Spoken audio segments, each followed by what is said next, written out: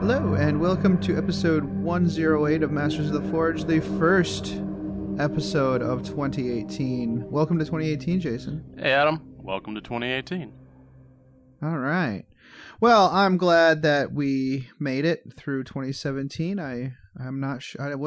I'm pretty sure some of us were not certain that we would make it, but here we are. We have lived. Now, my gosh, do you have any recent hobby progress that you want to talk about? We haven't recorded since like December. Oh God, yeah. As we said, we're gonna have a kind of a break from podcasting, so it's nice to be back, but it was also nice to have a day off or a month off. Yep. Well, recharge the batteries. Hobby progress. Yeah, it's been a month, and I realized that write all my hobby progress down, so yeah. I kind of forgot stuff, and yeah, I did write some stuff down that I'd done like immediately after we recorded our last episode. What did I do? Hold on, I'm looking at my notes. All right, so I built and primed a Hive Tyrant. It was one I had picked up at a game. Like a guy came up and said, "Hey, I've got these boxes. Does anyone want to pick one up?" And I was like, "Yeah, how about $25?" He said, "Sold." I'm like, "Okay." Someone really needed some heroin. Pretty much. Yeah, I'm not going to go any farther on that.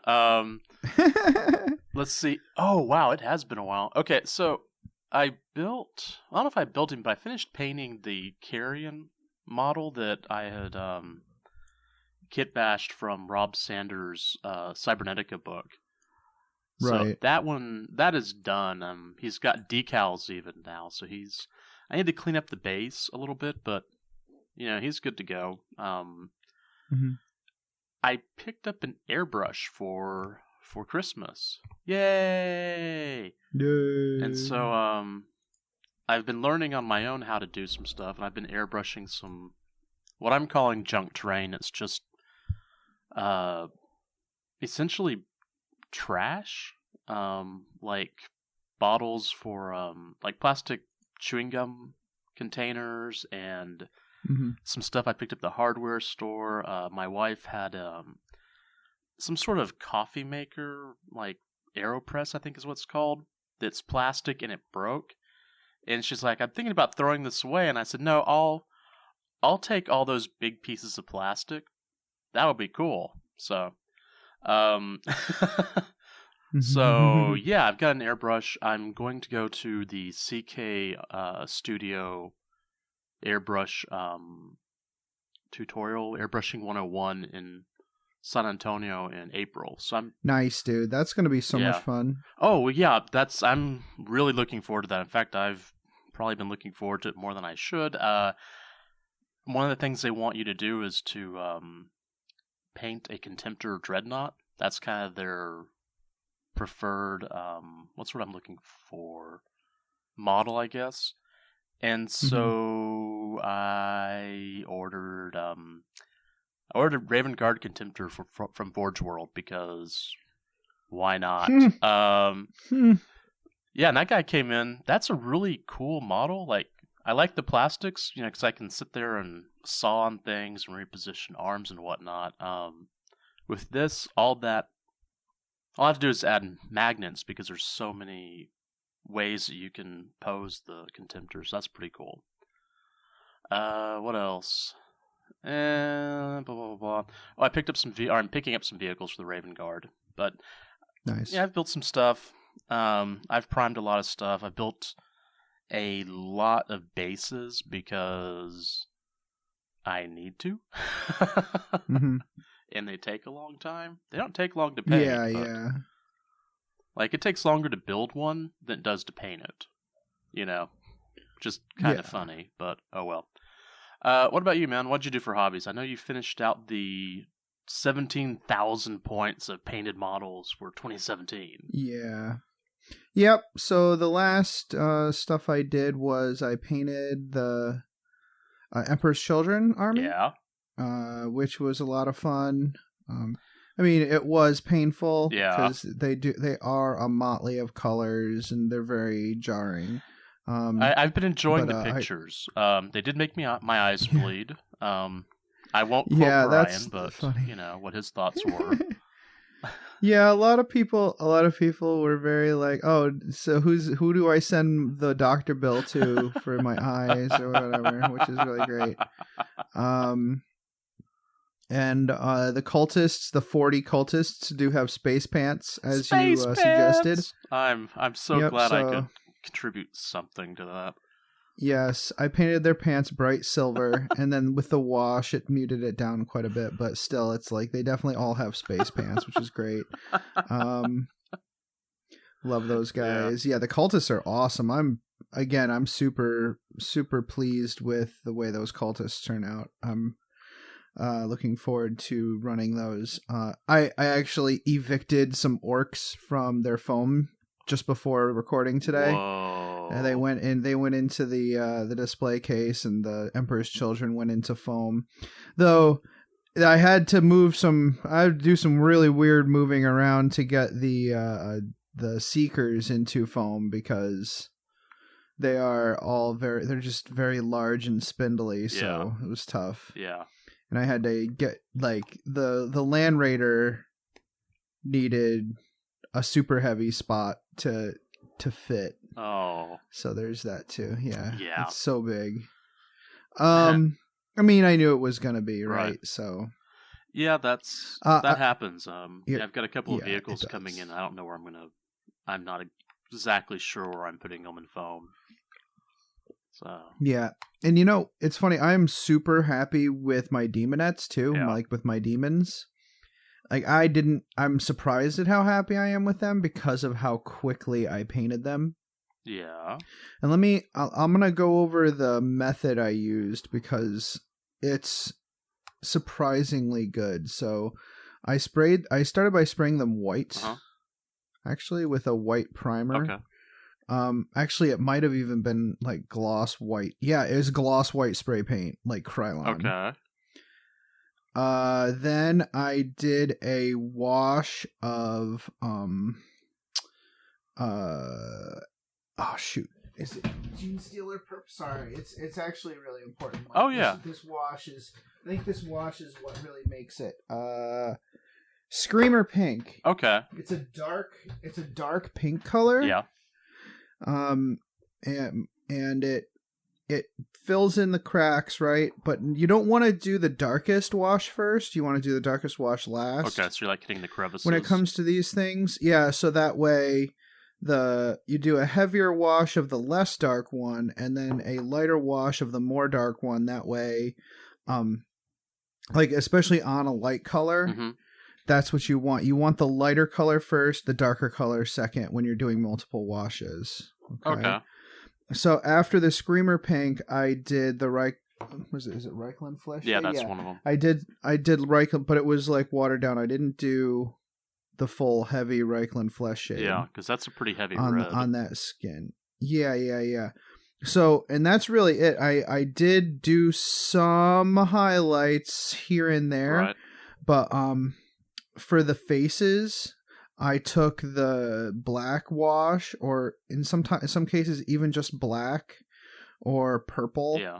And I colored in the eye sockets with that. Okay.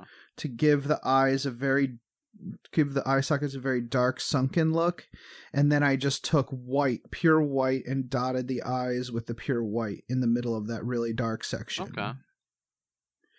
And that worked out so well. Of course, I did paint the armor gold before I did the Reichland Flesh shade. That way, both the skin and the gold would get the flesh shade. Okay. That's pretty cool. Right.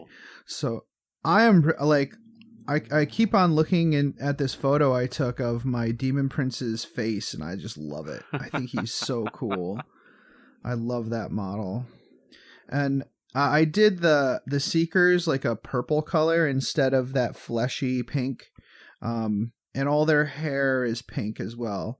I went with that just to kind of tie it in with the rest of the army. Okay. That's interesting. But that Screamer pink really gives them like a raw flesh color. You can really tell that I feel like you can tell that their existence is very painful. Yeah. So I'm really happy with them. I'm really happy with the fact that I've got these chosen in the purple actual old Emperor's Children colors. Right. I think they look good next. Like they do still tie in because like all my banners are that flesh color and everything. And some of them have demonette bits on them. But and all their horns and stuff are painted the same as that, so they tie in real well, and they have that pink cloth, but their armor is all the purple with gold, so they all kind of work. Even Lucius, I'm not sure. Like I still couldn't tell you what his actual paint scheme is supposed to be, but that's what I went with. I went with the actual Emperor's Children colors. All the cloaks are pink, so I'm really happy with that. I also, to kind of finish up the points, I also did just a few units of Star Eagles. Yeah. I did a unit of 2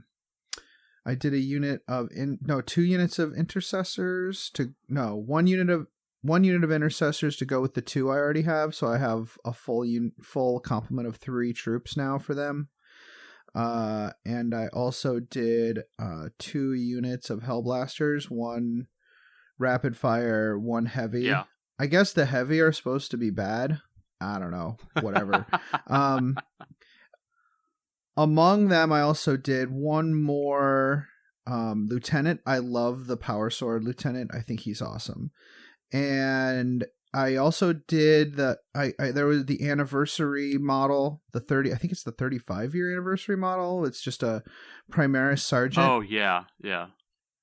Yeah, I took him and I gave him, there's a Sergeant model, there's a Sergeant bit where the Hellblaster gun is pointed up, and he's got a plasma pistol. Right.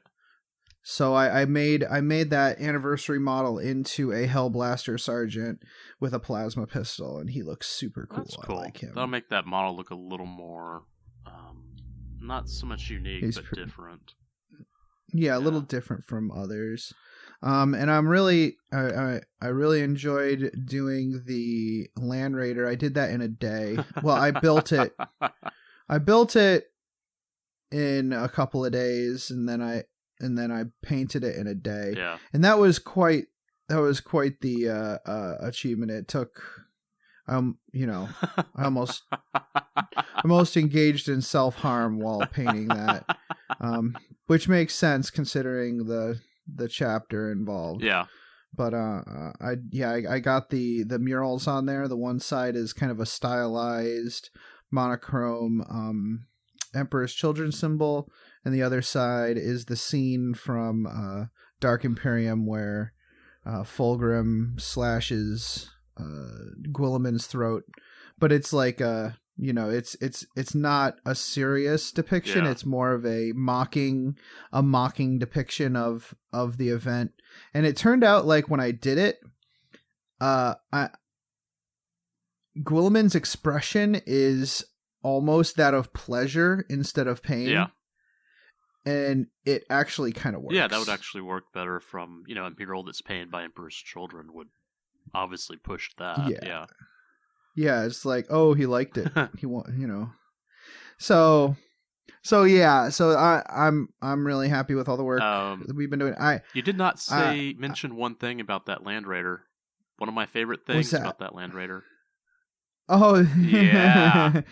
It actually so I bought that Bluetooth speaker. I put it on the top as a giant actual speaker.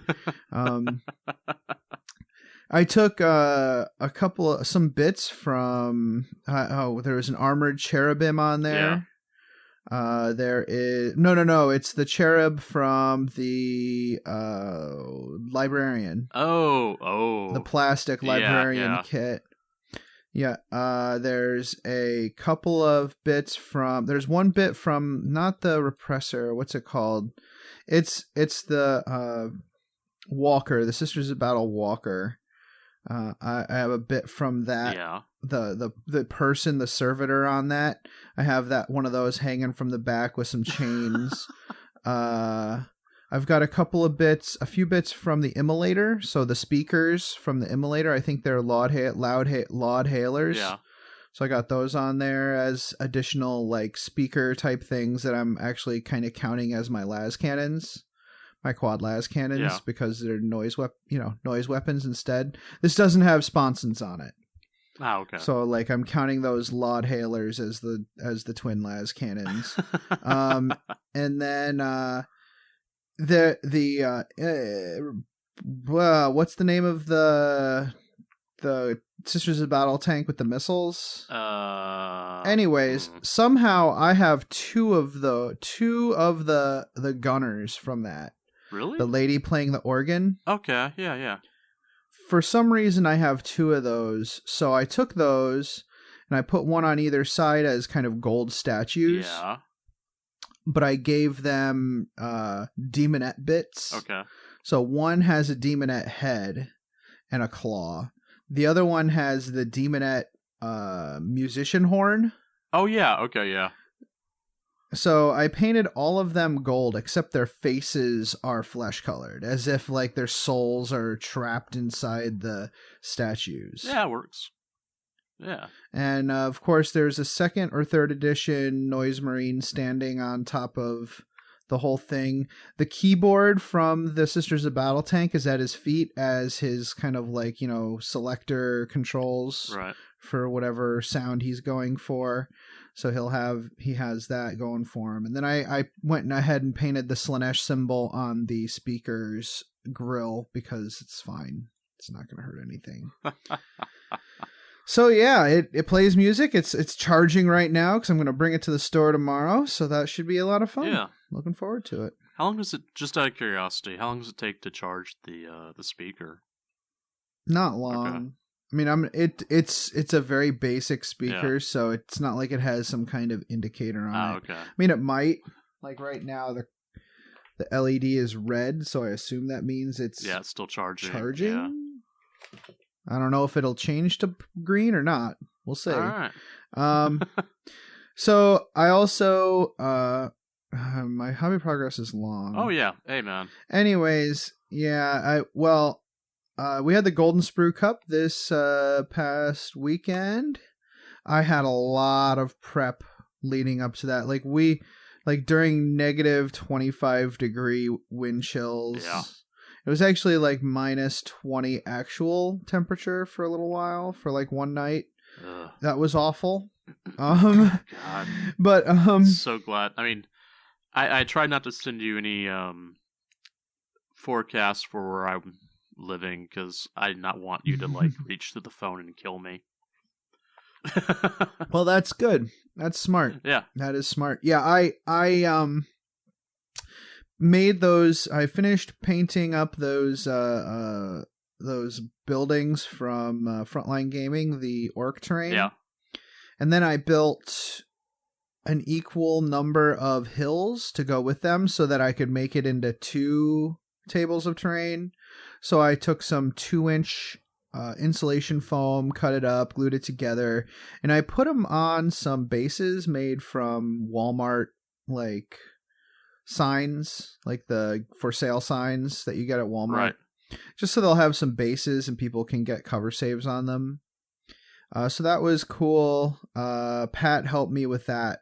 Pat came over and helped dry brush those things because I was getting down to the 0 hour and I needed help. Yeah. I need to learn to ask for help or accept people's help better this year. That's we're going to talk about that. I also built Sprue City so I wanted to take the Golden Sprue Cup to the next level. So I did a feature board of Sprue City. So I took a bunch of people brought sprue in, and I had a bunch of sprue already, and I made a city of sprue. That's pretty cool. And it is pretty sweet. It works really well. I'm looking forward to. I actually need to clear out. It's getting to the point where the hobby is going to have to come in the house and one of my, it's just gonna happen. And my storage is so full right now of stuff, not just hobby stuff, but other stuff that the back bedroom upstairs is, I'm gonna clean it out, get rid of the stupid, I have a dumb treadmill up there. We're just gonna get rid of that, and because we go to the gym now and it's fine. Yeah. So that treadmill, I won't feel bad about just throwing it at the curb and waiting for a picker to come get it. And I'm just gonna fill that room with storage. It's gonna happen. Yeah. Wendy doesn't know yet, but that's what's gonna happen. Good luck. Yeah. So the Hotwire Foam Factory worked really well. Again, it broke, but I put some epoxy on it and it's fixed now. Okay. The tournament went pretty well. We did have some drama with a guy had some proxies. You're not supposed to have proxies, and one of his opponents expected to win the game because he had his opponent. He alerted me that his opponent had proxies. Right. He was expecting me to remove the models, and I don't remove models, so yeah. I just do I dock points from sportsmanship and painting. Yeah. But that caused a whole kerfuffle. It was annoying. But aside from that, everyone had a great time. It was really cool. Good. I think next year I'm gonna dial it back. We had 6 games this year, right, and nobody wanted to play the 6th game. It was real. Everybody was exhausted. So next year I'm just gonna keep it at 5. Okay. And I think that'll be fine. The American Legion was awesome yet again. Yeah. They were really good, and we got some really cool photographs from that. I posted up on the internet. But yeah, this year for January, I am the total sum of my hobby is going to be 3 aggressors. Okay. Okay. So I did a bunch of the terrain for the tournament, but my goal is 3 aggressors. So that's what I'm gonna do, and we'll talk more about that in the next segment, what our hobby goals and stuff. But that's what I'm gonna be doing for the next one. I had a bunch of games, but I think we've talked enough for now. We can go into more gaming related stuff in the next episode, but yeah, I've been having some more games, and that makes me happy. Oh, cool. That is very, very cool. Yeah. In case anybody is interested, the top 2 were Chaos Space Marines and Sisters of Battle. So wait, what? That's Wow. Yeah, and I think number 3 was Death Guard. So there it is. Sorry, I'm still. I got to Sisters of Battle, and my brain just kind of stopped. Just like anything else, you have a mixture, right? So the Sisters of Battle were joined by some Space Marines. Okay. With, I think they were Devastator squads, if I recall. Heavy bolter Devastator squads, I think. Okay. No, 3 Predators. Oh, okay, yeah, Predators. All right, that makes sense. Yeah. Yeah. They're real good. Oh, yeah, I picked up one of those. Good. Sorry. That's part of my hobby progress. I picked up a Predator for the Raven Guard. Completely forgot.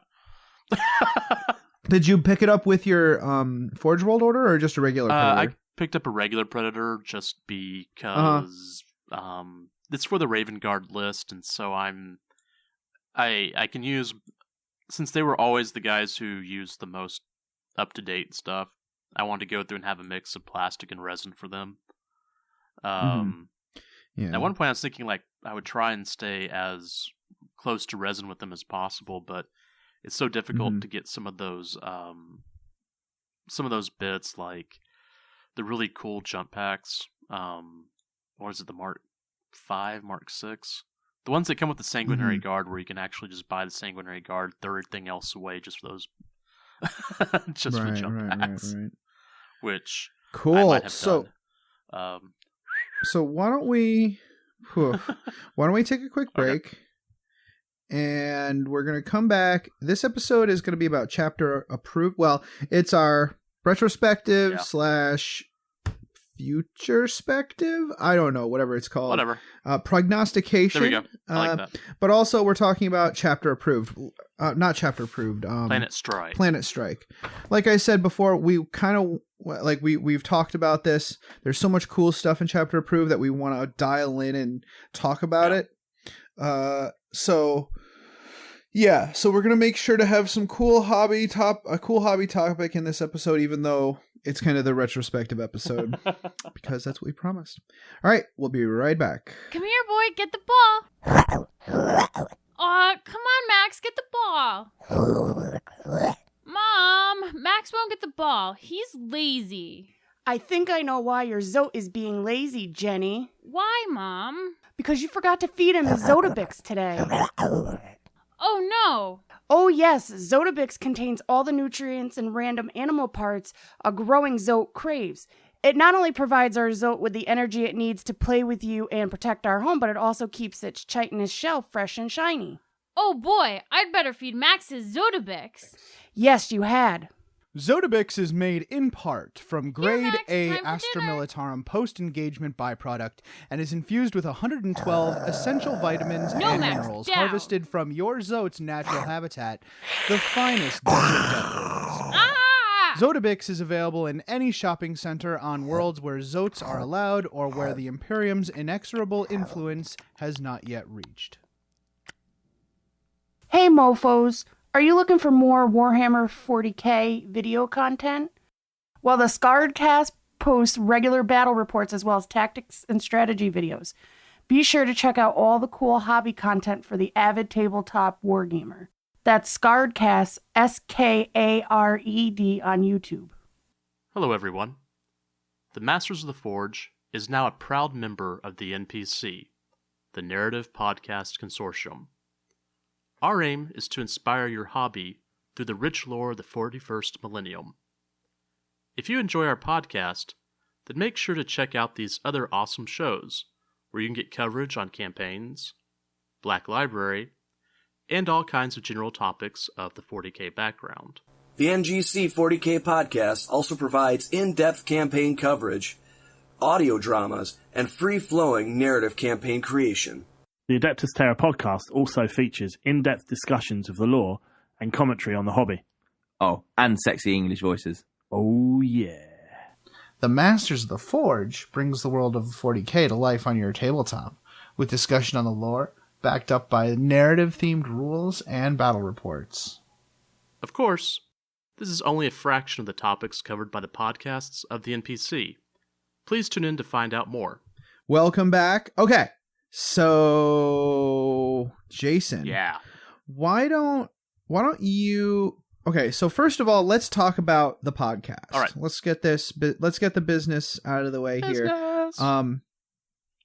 Sorry. Last year we started off with, and we're not going to do an exhaustive like play-by-play of Games Workshop and our podcast. Oh God, no. Because other podcasts do that well, and we don't need. We're not doing it. We don't need that. We don't need that. But we did start off like, committed to doing the like Fall of Cadia and all that stuff, the Dark Imperium kind of storyline, which was pretty cool. And we want to do more like that. If Games Workshop releases more campaign books, which I hope they will. I do too. I mean, that's one thing that I'm hoping for the future is to have those come through, right? Like that'd be nice to have. I'd like some more of that. Yeah, that's super important. But that's pretty much what we were going for in the beginning. And then 8th edition came, and boom. That changes all the stuff. Yeah. That changes all of like everything kind of started happening all at once, and it was interesting. We had such an influx of listeners at that time. We got a lot of listeners. Our listenership like tripled almost. And that's great. That's super great. But it's kind of died down since then. Like GW started sending us previews of everything, right? Yeah. And including the Necromunda box, which I still haven't finished building. Right. That thing has a lot of minis in it. Yeah. And like we were I mean, I'm going to be frank with everyone. Like we were sitting at like 5,000 downloads per episode about Iron Whatevers was is at 10,000 downloads. Yeah. Right? Dark Imperium episode 96, which is the preview of the let's be honest, first of all, this is nothing compared to independent characters.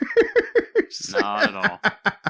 This isn't humble bragging. I'm just talking about like what 8th edition did for our show, right? So the Gathering S Storm was like 8,000 and Dark Imperium was 15,000 downloads. Yeah. That had more download. That's our most downloaded episode ever. Is Dark Imperium at 15,000. Even episode 1, which God help me, I think everybody downloads. Like this, like in January there were 10 downloads, and I'm like, oh Christ, why? So that has 10,000, and up like our early episodes are still sitting at only like 1,500 downloads, but in total, that one Dark Imperium episode is sitting at 10,000, right, or at 15,000, which is crazy. Then sometime around episode like 101, like Death Guard, I don't want to say this is why, but I may have started posting some opinions I may have about the representation in Warhammer 40,000.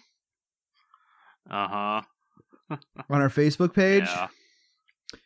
I think we lost at least 2,000 listeners. Because like okay, so the Amble episode is like 5,000 listeners. Yeah.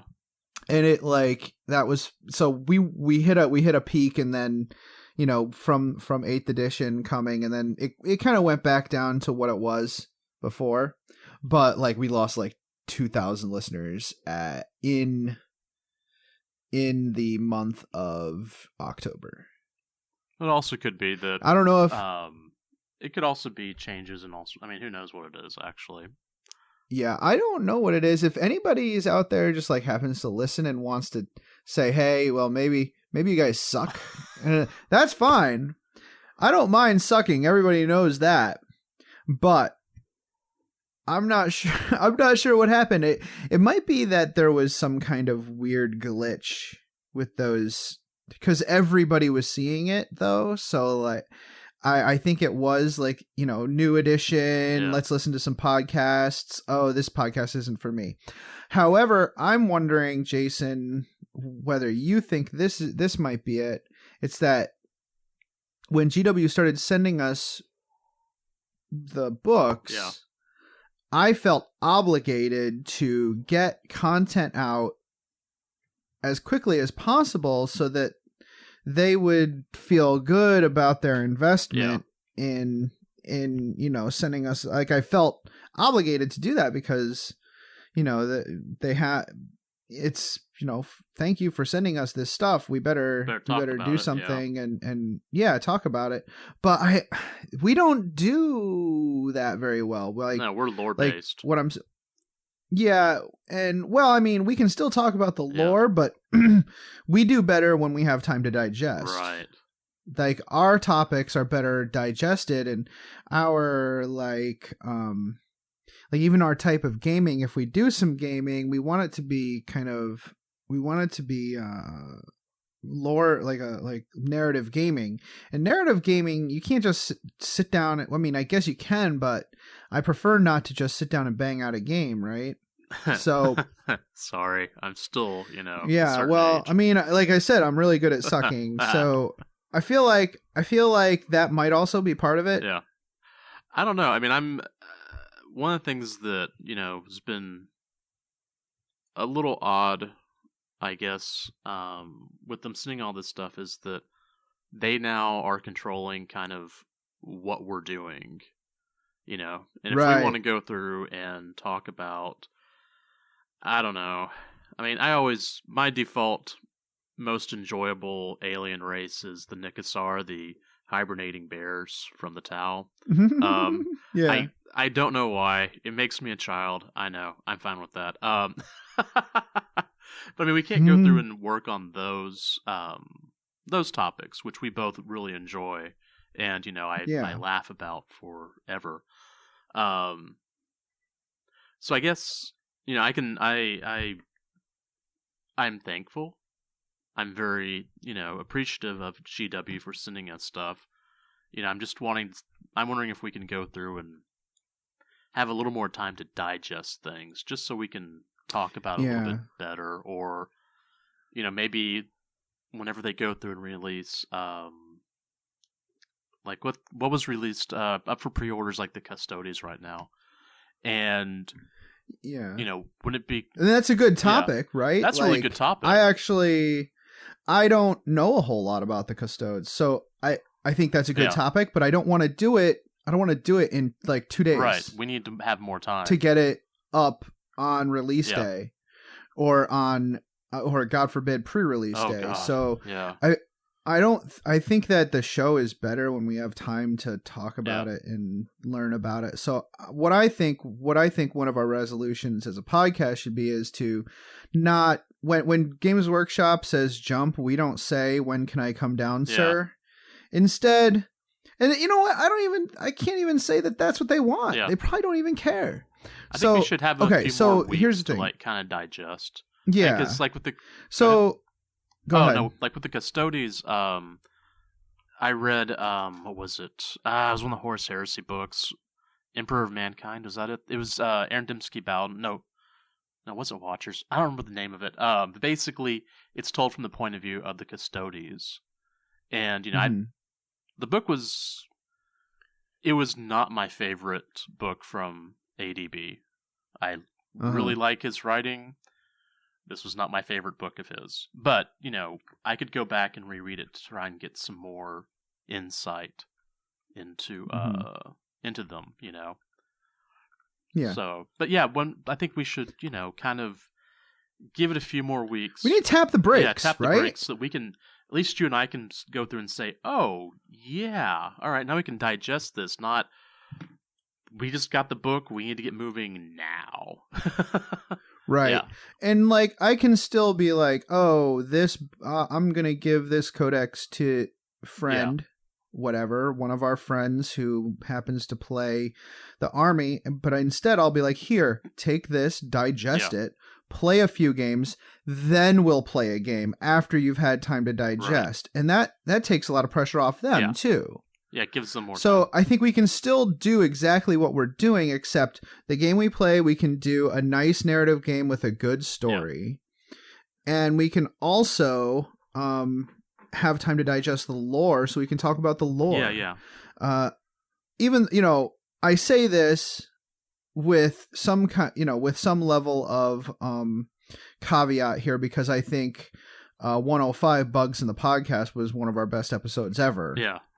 even though it was with the, even though we were trying to get stuff out, we still got Timbo on and he was talking about insects and how they work and everything. And that was great. That was a fun episode. Like, that's the kind of stuff, we need to be doing. So, okay. So I think we're both in agreement there. We're going to tap the brakes on these codex kind of, I still hesitate to call them codex reviews because they're kind of not, but we're going to give ourselves more time to digest this stuff. And if that means that a business person at Games Workshop says, well, you're not doing it fast enough for us, then that's fine.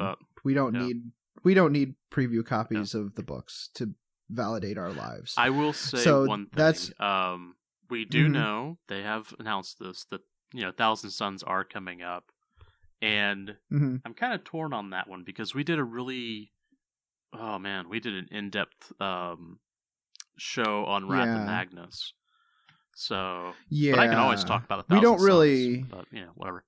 Yeah, that is interesting. I think still it'll be. Yeah, I would like some more time on that. I'll get James on. I'll get James on to do a narrative game Yeah. with it, but I don't think we need to do We don't have to go a through whole everything. Yeah, everything. Yeah, we could do like I'll do a narrative game with him, and we'll chat about the new lore. But that episode will likely be a different topic of some Yeah. kind. Okay, cool. Maybe Zangor. Ooh. Okay, yeah, actually I think that one's a Right? good one because I don't know anything about them. I don't know anything. Yeah. Yeah. So that'll be our Zangor episode. Exactly. There we go, ladies and So gentlemen. that's This is the way that Masters But that's of the exactly Forge the kind of works. thing.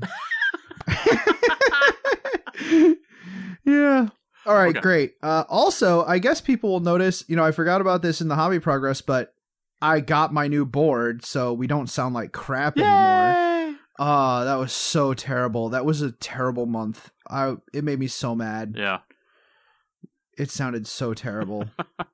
Anyways, what else? I guess, I want to talk about that. I kind of have stopped caring a little bit. I don't know if you feel the same way, but like I said, I was sharing some things about representation in 40K, and it might be that some of those listener drops are because of it. I don't know. But like I said, it could also be just because we're terrible. Whatever. It could also be that But we're not in summer anymore. Yeah, that's like true. during the summer, That's I true. listen to more podcasts, and that's just because of work and whatnot. Mhm. So, I just don't care Yeah. anymore, though. Like, I feel like if that's a deal breaker, I mean, I'm not going to come on here and pontificate. I'm not going to come on here and go on and on about political topics on here. But at the same time, I just don't want to. I don't want to watch what I say anymore in that regard. I don't care. If that's a problem for people, get your own podcast, right?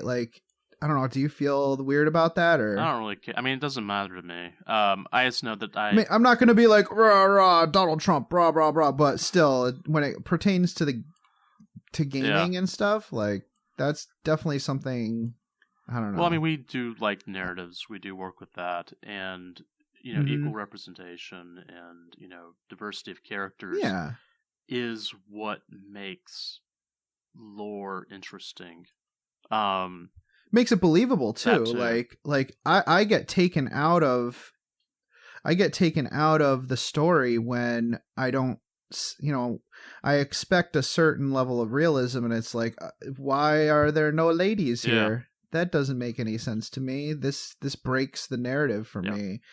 So yeah, I think you're right there. Now, I did broach the subject of possibly removing the clean from the podcast, but you had a good point where you were like, well, people do try to listen to this with their kids, so we probably should We'll keep that. remain a clean podcast. We'll still be creepy uncle.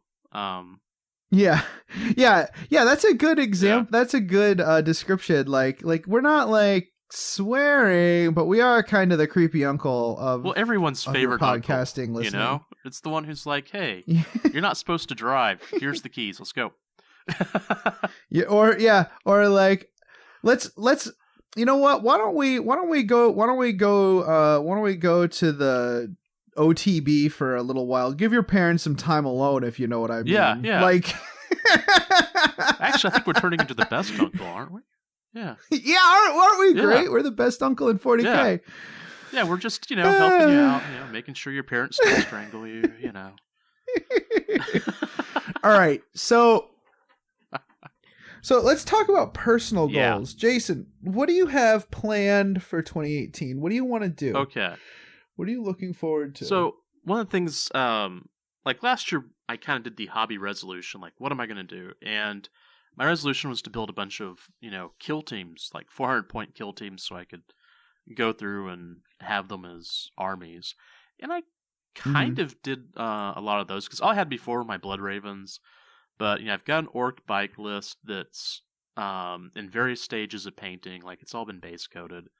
I now have a Raven Guard army that's a lot larger than I thought it was going to be.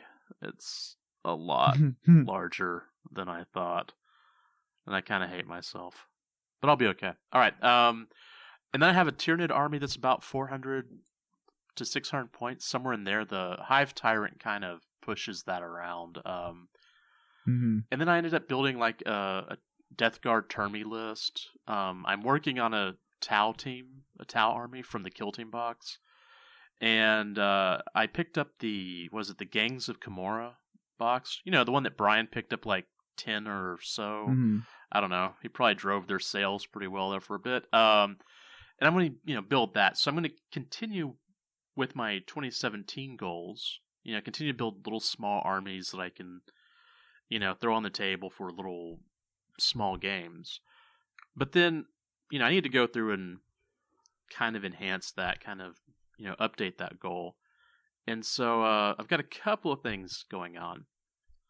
I'm wanting to learn more about airbrushing by taking that airbrush masterclass with CK Studios, because I need to learn about it. And it will speed up, my painting, but also one of the things I noticed is, as I was playing around with it, I have to go through and kind of change some of my techniques around a little bit, but I'm enjoying it a lot because I can put color in places that I couldn't do with the brush. Does that make sense? Yeah. And there are some things that's easier, but sometimes when I think about masking, I just, again, self-harm, the thoughts of self-harm start encroaching in my mind. Well, like I was I've done masking and whatnot using brushes, and sometimes it works, sometimes it doesn't. And I do like masking because I can kind of create some more levels and whatnot.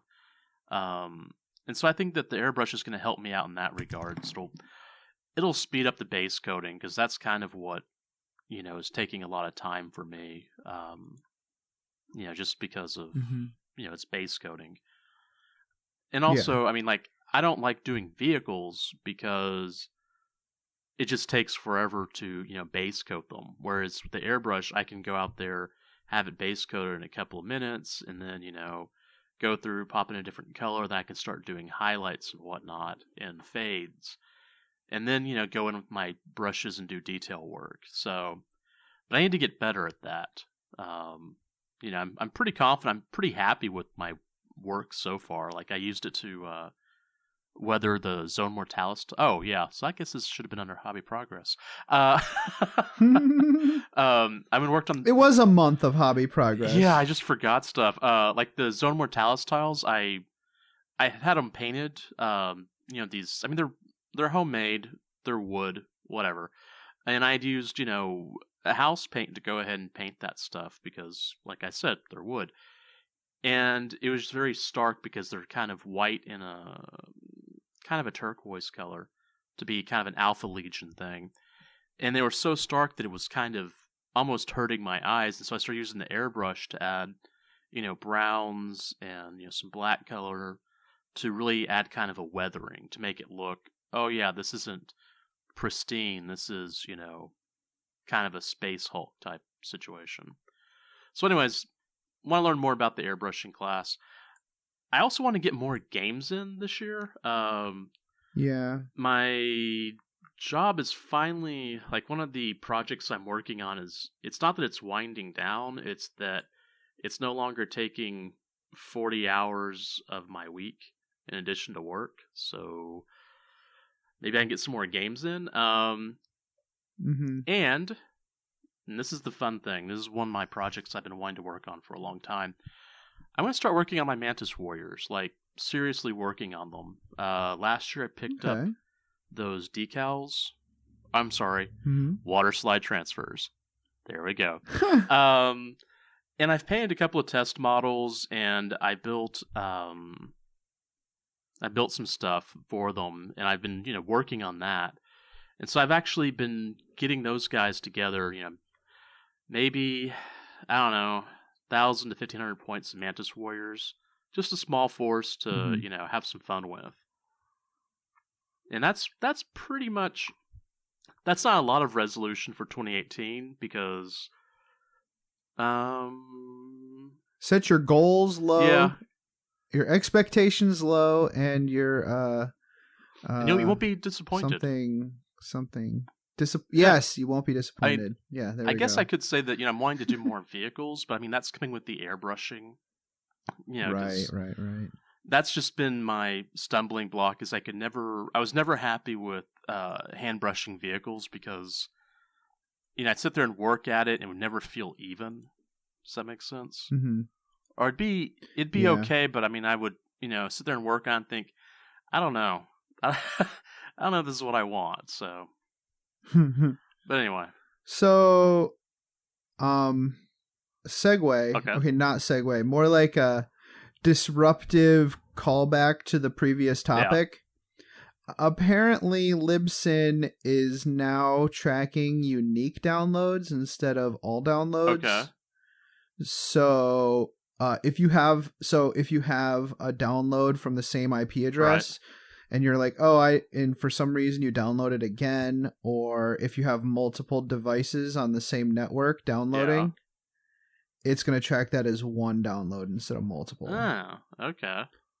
Which is good. I mean, I'd prefer to see unique downloads, but now there's no correlation between the what downloads in November and downloads in October. Or like in the middle, so like at some point in the middle of October or whatever. So that is what's happening. Oh, okay. So Libsyn just kind of... Well, also we suck. So there's that. I suck. It worked for Primus, right? Dude, Primus is so good. I know. Anyways, for my part, I am right there with you, dude. I need to play more games. And I just focus on community matters. I'm going to a tournament in a couple of weeks. I'm going to focus on going to events and having fun with people, like actual human beings. That's my goal. That's what I want. Actual human beings. Yeah, like this podcast is one of the things like I want to focus on as part of that, growing the community. Ow. My elbow, that hurts so much. Anyways, I'm right there with you. I'm gonna paint a lot less. So my goal is, I think, tying it into the podcast is to do one hobby project per episode. Okay. So that is dialing back a lot, and by hobby project I mean unit. Oh, okay, yeah. That's not too bad. So I'm going to paint the aggressors by next episode. That's it. I'm not going to do anything else. No other. Like right now, I have 1, 2, 3, 4, like 5 or 6, like 5, maybe 5. Imperial Star Eagle, my Star Eagles primed, and by primed I mean spray painted with purple gloss spray paint. So I'm just going to paint the aggressors. That's it. Nothing else. Next episode, we're going to do that. All right. How about this? I will finish up, let's see. I will finish up this 10-man scout squad I have. I think... What do they need? They definitely need water slide transfers. Okay. And I need to finish up the bases. Did I do the eyes? Well, they're partially done, but I'll definitely have them by then. Mm-hmm. So yeah, that's my goal. My goal is to dial it back to the point where I'm only doing 2 projects a month, which is going to be hard because I'm looking at a spreadsheet that has Canonist, Priests, Primaris, Psyker, Inquisitor, Weird Boy, Boom Gun, Storm Boys, Stick Bombers, Scorcher Buggies, Waz Bomb, Blasted Jet, Gorkanaut, Big Shooter Buggies, Primaris Lieutenants, Inceptor Squad, Hellblaster, Repulsor Tank, Aggressor Squad, Intercessor Squad, Fortress of Redemption, Digga, Bulgrins, Sword of Epiphany, Swords of Epiphany with Icon, Swords of Epiphany with Plasma, Swords of Epiphany with Heavy Bolter, Swords of Epiphany Exalted Champion, and Bastillodon. Already on my list. So we'll see how that goes. That's 30-ish line items, so that's good for half a year. Now, well, let's be honest, some of those are a lot of units, so whatever. Like the Diggas are, it's a lot of Diggas actually. I would probably break those up just because of how many. Yeah, and like some of them it's like, okay, let's get the base coats on this just all at once because it's faster. Right. But yeah, so that's a lot. Especially a lot of the orc stuff is a lot because I have a lot of buggies. I have 2 of the tracked buggies, 3 of the old wheeled trucks, which are buggies at this point. And then I bought 3 because I saw how great they looked when Matt from Adeptus Terra podcast did them. Like I actually, when I went to England, I saw his buggies made out of land speeders. Oh yeah, and I rubbed them on. I rubbed them on my junk to make them mine, and he still didn't. He didn't abide by that very important unwritten rule of society that if you rub your junk on them, if they become yours. So I had to buy my own off of eBay just to make those. So those will be fun.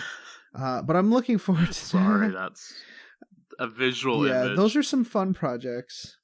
We went on the Splinter Mind podcast recently to talk about Dark Eldar in narrative gaming, and I expressed an interest in my next army being an Eldar style army. Yeah. If you want to hear about that, just download that episode and listen to it. I don't know which number it is, but I'm sure it'll be coming up soon. Yeah. Basically, it's, if you recall, about a year ago when we talked about the Gathering Storm 2, I talked about a Yannari narrative that I felt like would be fun to do, and I think I'm going to do that. But let's talk more about that after the summer. Yeah. I think I have plenty of work to do here, the Swords of Epiphany are a Chaos Space Marines force, right? That I think I would add to the Emperor's Children force as kind of an ally almost. Right. And the Swords of Epiphany were the Chaos Space Marine group that splintered off from the Black Dragons from the Death of an Antagonist novel that we read for the first episode by David Annandale. I would love to. They're kind of the group that were not as modified by their genes, so they didn't have the bone growths. Oh yeah, the ones that they would always trot out to the Inquisition to say, "Hey, we're not. We're fine. Everything's fine. This is fine." Yeah, but spoiler alert, those guys were and oops. I mean, darn it. I mean, time marker 5539. Anyways, those guys ended up being jerks and Chaos-C, and I figured, hey, that would be really cool. Their paint scheme would be very much like Custodes-y. I think they were white with gold. Like they're very much they were super into their purity, but it made them Chaos-y. And I think they would be, at the time, I didn't know a whole lot. I assumed that they would be more Tzeentch-y in nature, but no, they're very Slaanesh-y, I think. So that's where we're going with that. That's my plans. I think my plans for the future for 2018 proves how important it is to keep track of your paint schemes. I have a document that I use. Yeah. It's in my Google Drive, and it's just all my paint schemes written out and saved. Yeah. It's super important. I keep mine in my phone. That way you can... Yeah, it's great. Definitely want to do that. Just, make sure it's synced up. Yeah. Oh, yeah. It goes across to my phone, to my computer, to my tablet. Okay. Yeah. And I've got multiple. Cool. What are you using? Are you using OneNote or? I'm using the Notes application. Notes. Yeah. Okay. I should probably go through and put in a couple of different places just because I don't want to lose some of these schemes. Right. My boss recommended Evernote. Okay. That sounds familiar. As well. I've heard that's good. There's like I said, I've used Google Drive forever. Evernote can link up to OneDrive, or sorry, not OneDrive, Google Drive. OneNote is the Microsoft version, right. So you can use that for your notes. But either way, make sure it's saved. Make sure you have it written down. That way you can go back and check it out later. That's the one important thing. Well, I think that's it for me, dude. I mean, I'm still going to keep focusing on my health and everything as well, but that's, par for the course. All right, let's take a break. We're going to come back and we're going to talk about Chapter Approved. Greetings, mofos. Are you out of George Dickel number 8, staring at a broken chess machine? Don't want to spend the rest of the year tied to that couch? Well, why don't you head on over to the 1 Hour a Night Facebook page and see what exciting stuff is going on there. It's a place to post all your daily progress in the hobby grind, as well as receive and give positive feedback. Also, there are usually a few interesting challenges going on. That's right. All you have to do is search for 1 Hour a Night on Facebook. That's numeral 1 Hour a Night, all one word. Blood serum tests will be administered prior to approval. Se til helvete og kom dere vekk. Det ikke bikkje, det en slags ting. Den imiterer bikkje, men det ikke det. Kom dere vekk, idioter! What he said. I just want to invite you to Frayed Paintbrush Hobby Progress Facebook group. It is a positive group set up to motivate us to hobby and then share it with all the other members. At the beginning of the month, post up your monthly challenge on the page, and then at the end of the month, you post the completed work for all to see. No pressure, just fun among friends. Once again, that's Frayed, F-R-A-Y-E-D Paintbrush. Hope to see you there. Oi! After an hard day's shopping, I like to head down to the pub and enjoy a good brew with me mates. Shopping humans all day is hard smelly work, so I likes to top myself up with something nice. Chopper body spray is not just a treat for you, it's a treat for the whole crew. Now available in Green Apple Grunt, Illinois After Dark, and Oops Don't Press That Fragrances. Chopper body spray, don't make me axe you twice. Hey, everybody! Welcome back. We are talking about Planetstrike today. Yep. Why don't I read the flavor text intro for Planetstrike? Yes, please. So that we can kind of get ourselves into the thesis statement here. In games of Planetstrike, armies battle to the death in a devastating planetary assault. Players take specific roles. One is the attacker, attempting to wrest control of a planet, and the other is the defender, who will do everything they can to defend it from invasion. Planetary invasions are swift and terrible affairs, characterized by deafening bombardments, earth-shattering explosions, and storms of defensive fire that set the skies alight. So, super fun. Big pew-pews. And not dangerous whatsoever. No, not at all. Completely safe. You can let the kids run around. So, great. So why don't we quickly, let's first start with some of the just generic special rules of Planetstrike. Yeah. Right. First of all, it's got its own way of doing armies. Right. Has its own detachment. You're allowed... Yeah, you're allowed to use... you can clearly use whatever detachments you want. It says the defender's army must include at least one Planetstrike defender detachment. Yeah. And at least one fortification network. Yeah. Now, you can do that if you want, and also the fortification network is free for the defender. Yeah. Doesn't cost you any points. That's pretty cool. The attacker cannot include fortifications and must include an attacker detachment. Yeah.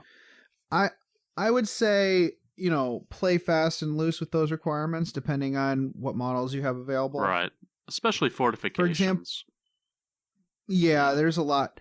Now, I will say that, based on my game with John that I had, now, in a moment, we're going to actually jump into that game and you're going to listen to kind of our reflections on that. I think it makes sense that they have the fortifications in there. Yeah, okay. Based on how that game went. Now, still... take it easy. It's not necessary to go all in with the fortifications and the specific detachments, especially depending on what models you have available. Like John was playing Grey Knights, and he didn't have a lot of interceptor units. No. So the attacker detachment is 3 elites, 2 HQ, 3 fast attack. Yeah. He didn't really have that many fast attack.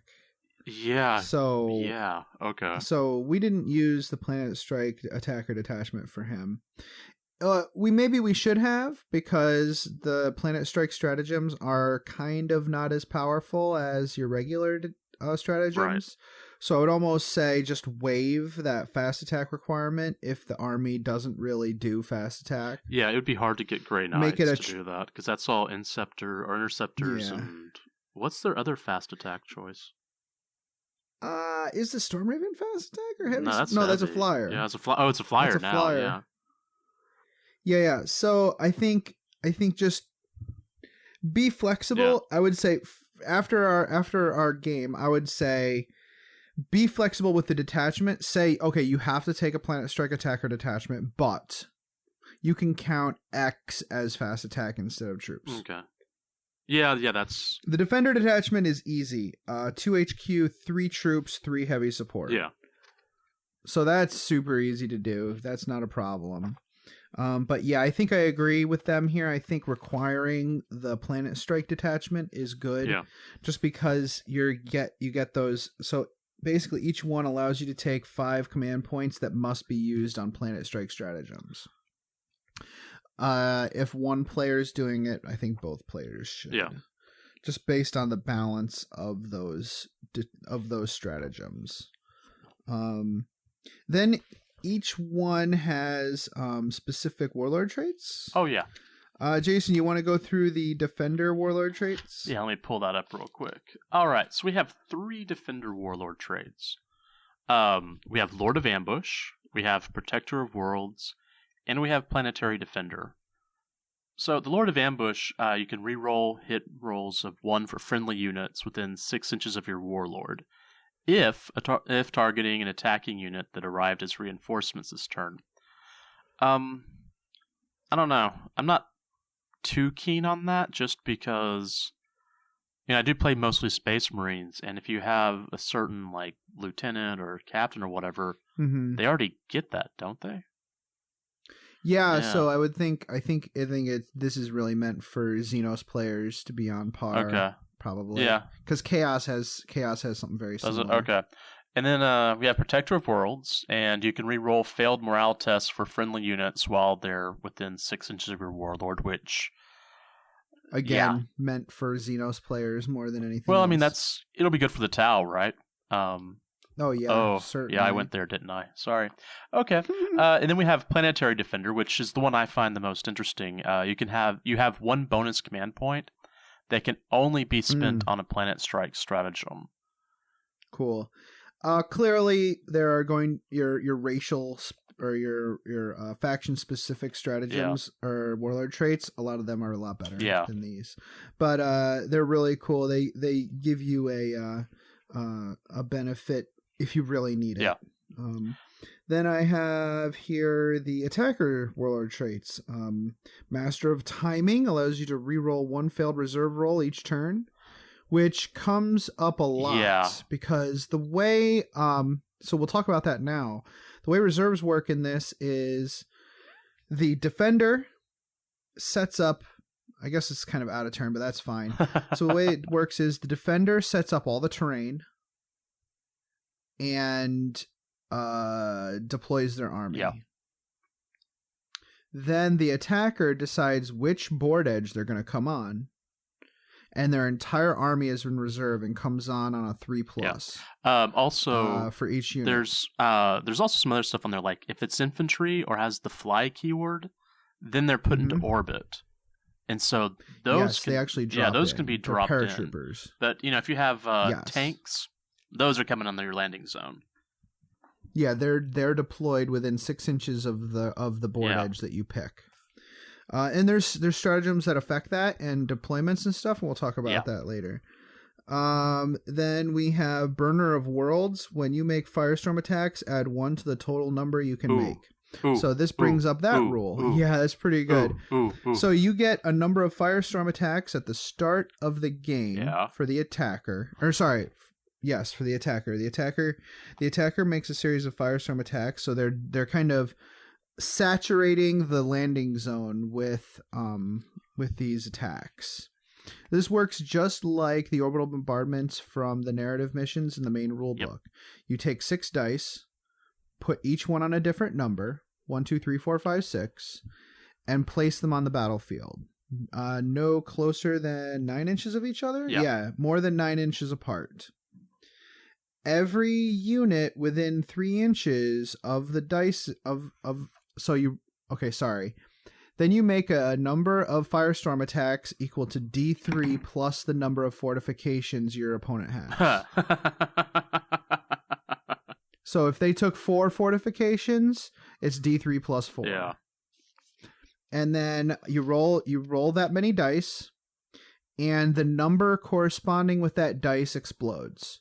So if you put a 1 and it's next to all of their characters, and you roll 3 1s, then all of those characters take D6 mortal wounds each. Oh, man, yeah, okay. Yeah, so, yeah. Infantry can go to ground and suffer only D3. Yeah. But it can get really brutal, especially if you start using command. You can actually use command. This is a narrative game, so you can use your narrative, or you can use your command points to re-roll those. But don't forget, since we're using these detachments, the Planetstrike detachments, most of your command points are going to be spent on stratagems for Planetstrike. So you're not going to have a lot of the reroll ones available. No. So anyways, pretty great Firestorm attacks are awesome. They made a big difference in our game. You'll find that out when you listen to it. I haven't listened to it yet, but I'm sure it's going to be amazing, and I'm sure there will be puns because John's involved. So here's the thing. Generally, when I have a battle report, I edit that because there's no reason you should sit there and listen to nonsense. Yeah. And let's just say I busted out the sound effects for this one. All right. Burner of Worlds. Oh wait, we already did that one. Planetary Attacker. You have 1 bonus command point. Can only be spent on Planetstrike stratagem. So that's the same. I'd go for Burner of Worlds. If you're playing guard. Yeah, if you're playing guard, I think they have one that just gets back command points. I think that one's better. Yeah. But at any rate, it's pretty cool. So I've already gone through how deployment works. It goes into greater detail, but we don't need all the details, to be honest. Right. I think it's a good use of our time to actually go through these stratagems. Okay. Let's take a look. Why don't I start by doing the attacker stratagems, and then you can do the defender ones? Which one? So okay, yeah, there we go. Green are attacker and red are defender. Yeah, which is weird because on the other page, the defender is on the left and the attacker is on the right. So it's kind of a little mixed up here, like layout wise. Scorched Skies for 2 command points. The attacker can make an additional D3 firestorm attacks. So if you're getting 5 additional command points, I mean, I might say, hey, you know what? Spend 6 command points, get 3d3 more firestorm attacks, I guess. Yeah. There's that. That's gross. Yeah. Maybe talk to your opponent about that ahead of time. Possibly. Yeah, good idea. Rapid Drop Assault, 1 command point allows you to so John used this. D3 units of your choice automatically arrive from reserve before you make your reserve rolls. That could be interesting. That's a valuable 1 command point thing. Yeah, it's nice. Heavy Duty Drop. This lets you deep strike something that you can't normally deep strike. So normally it's infantry and fly, but this allows you to deep strike something else. Ooh. 2 command points, yeah. Ooh, I can see it now. Hi, here's a Land Raider. Funny enough. Anyways, for 3 command points, you can do Ground Observer. Add 1 or subtract 1 from the result of a firestorm attack. So 3 command points does seem like a lot. Yeah. But that lets you target that specific thing, especially when it comes to characters. That's super powerful. Yeah. Yeah, that could, And you do it after rolling, so... Okay, so you don't go through and burn those 3 points on accident. Yeah, Laser Burn, 3 command points. Before the location dice are removed, roll 2 dice. If you roll a double, nothing happens. Otherwise, draw a straight line between the 2 Firestorm location dice shown by the dice rolled. Each unit that the center of this line passes over suffers D3 mortal wounds. Okay. I am liking what I'm reading here because a lot of it's very narrative and it reminds me of that kind of Into the World, you know. Yeah. So imagine you have the 1 on one side of their deployment and the 6 on the other side of their deployment, and you roll a 1 and a 6. Everything between those 2 points takes D3 mortal wounds. Wow. Yeah. It's gross. 3 is Planet Quake. 3 command points, Planet Quake Bomb. After firestorm attacks resolve 1 additional firestorm attack. This attack is resolved in exactly the same way, but hits all units within 2d6 inches. Okay. Instead of D3. Yes, that is gross. That also could 3 be command very points. gross. I'm kind of feeling like Scorched Skies is super worth it. Yeah. The D3 additional attacks for 2 command points. Yeah, I am too. But Laser Burn would be funny. Yeah, it would be. And again, if you get screwed with that, just spend a command point to reroll a dice. That's all. All right, Jason, you wanna do you wanna paraphrase these defender stratagems? Yeah, let's check this out. All right, so we have targeting jammers, and this is 2 command points. Use this stratagem before the attacker resolves their firestorm attacks, and you can move one of the firestorm location dice up to 2d6 in any direction. That's not too bad. That's pretty funny. Super helpful. That's actually pretty fluffy. Especially if they've put one right next. So when they put them down, they can't be more than 9 inches apart. Yeah. Or less. Yeah. They can't be less than 9 inches apart. So if they've put one of them right next to your characters, I would strongly recommend just spending the 2 command points to move that sucker. Yeah, I would too. That's a good idea. We then have, for 1 command point, Drop Zone Denial. And use a stratagem when playing a mission in which the attacker chooses a battlefield edge to be their landing zone. Before they choose, select a battlefield edge. The attacker cannot choose that battlefield edge to be their landing zone, which is pretty nice. You can actually say, "No, you can't use this. Go somewhere else." Right, and you can only use that once per battle. It would be really weird if all 4 zones were. Yeah. You can't use this one. Now you can't use that one. Now you can't use that one. We then have a Fortified Stronghold.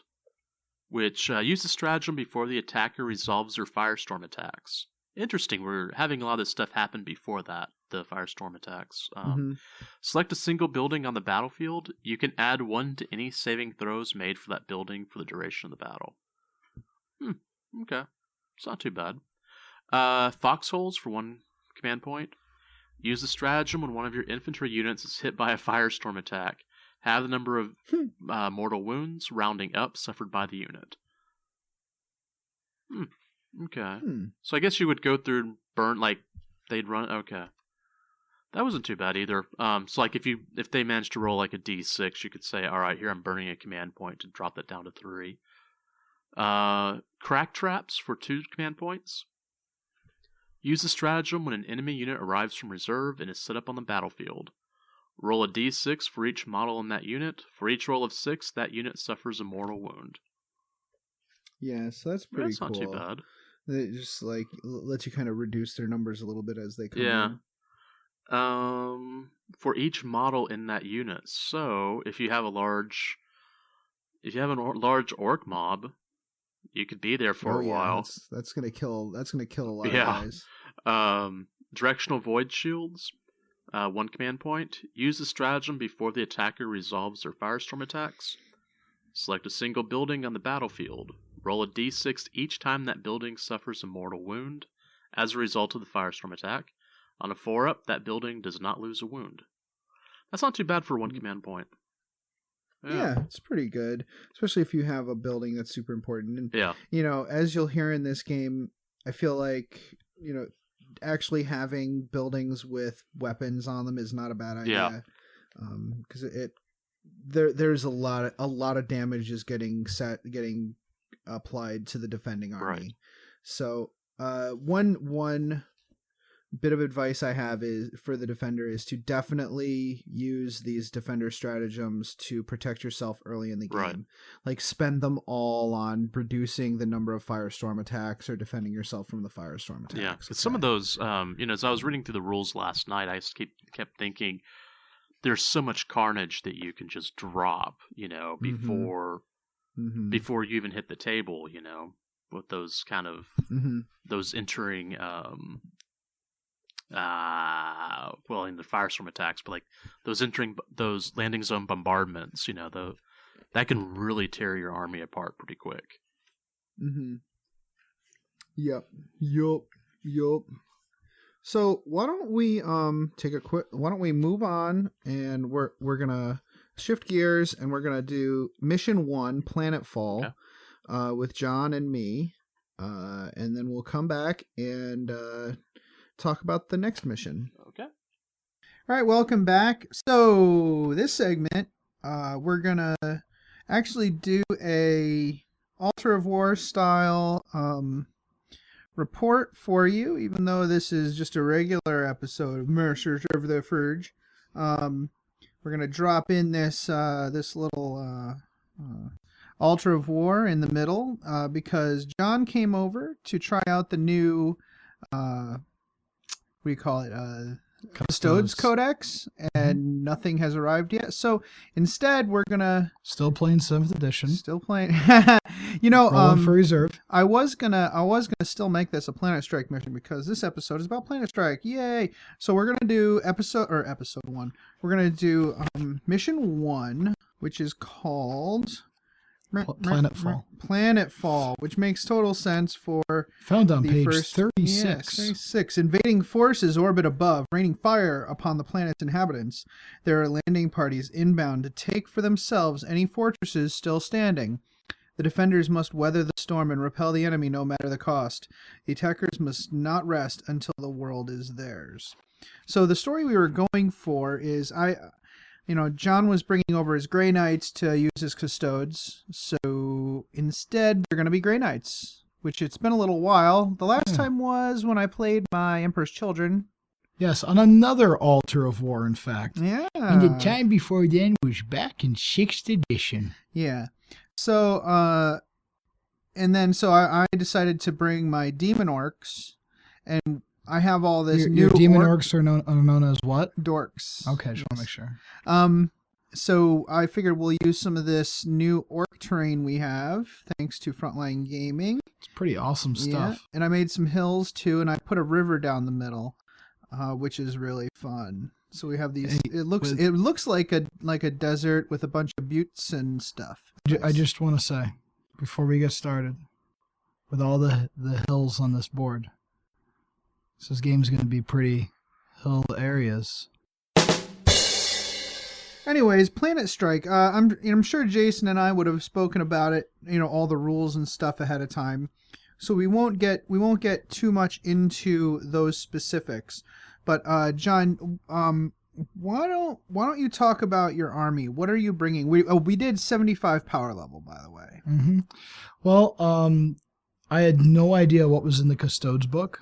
Yeah. So I just kind of brought all my Grey Knights, which is kind of nice with such a small elite army, as it just fits all in my case and just drive it on over. I'm always kind of amazed when I open up my Grey Knight case. I'm like, oh, I painted non-metal metallic Grey Knights. That was a lot of days spent inside. So I took Volda. That was before he knew the touch of a woman. An embarrassingly not long time ago. I brought kind of a list I might have brought back in 5th, back when I was really building this army. I brought a Grandmaster Dread Knight. I wanted to try that out. I haven't really been able to try that guy out yet. Voldus. Yeah. I brought a Land Raider Crusader, so I was once really cool in 5th. 5 Terminators, 1 with a Psy Cannon, 1 with a hammer.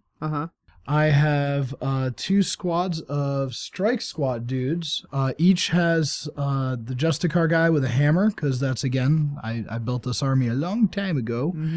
And a Silencer in each, which cunningly looks a lot like a Psy Cannon.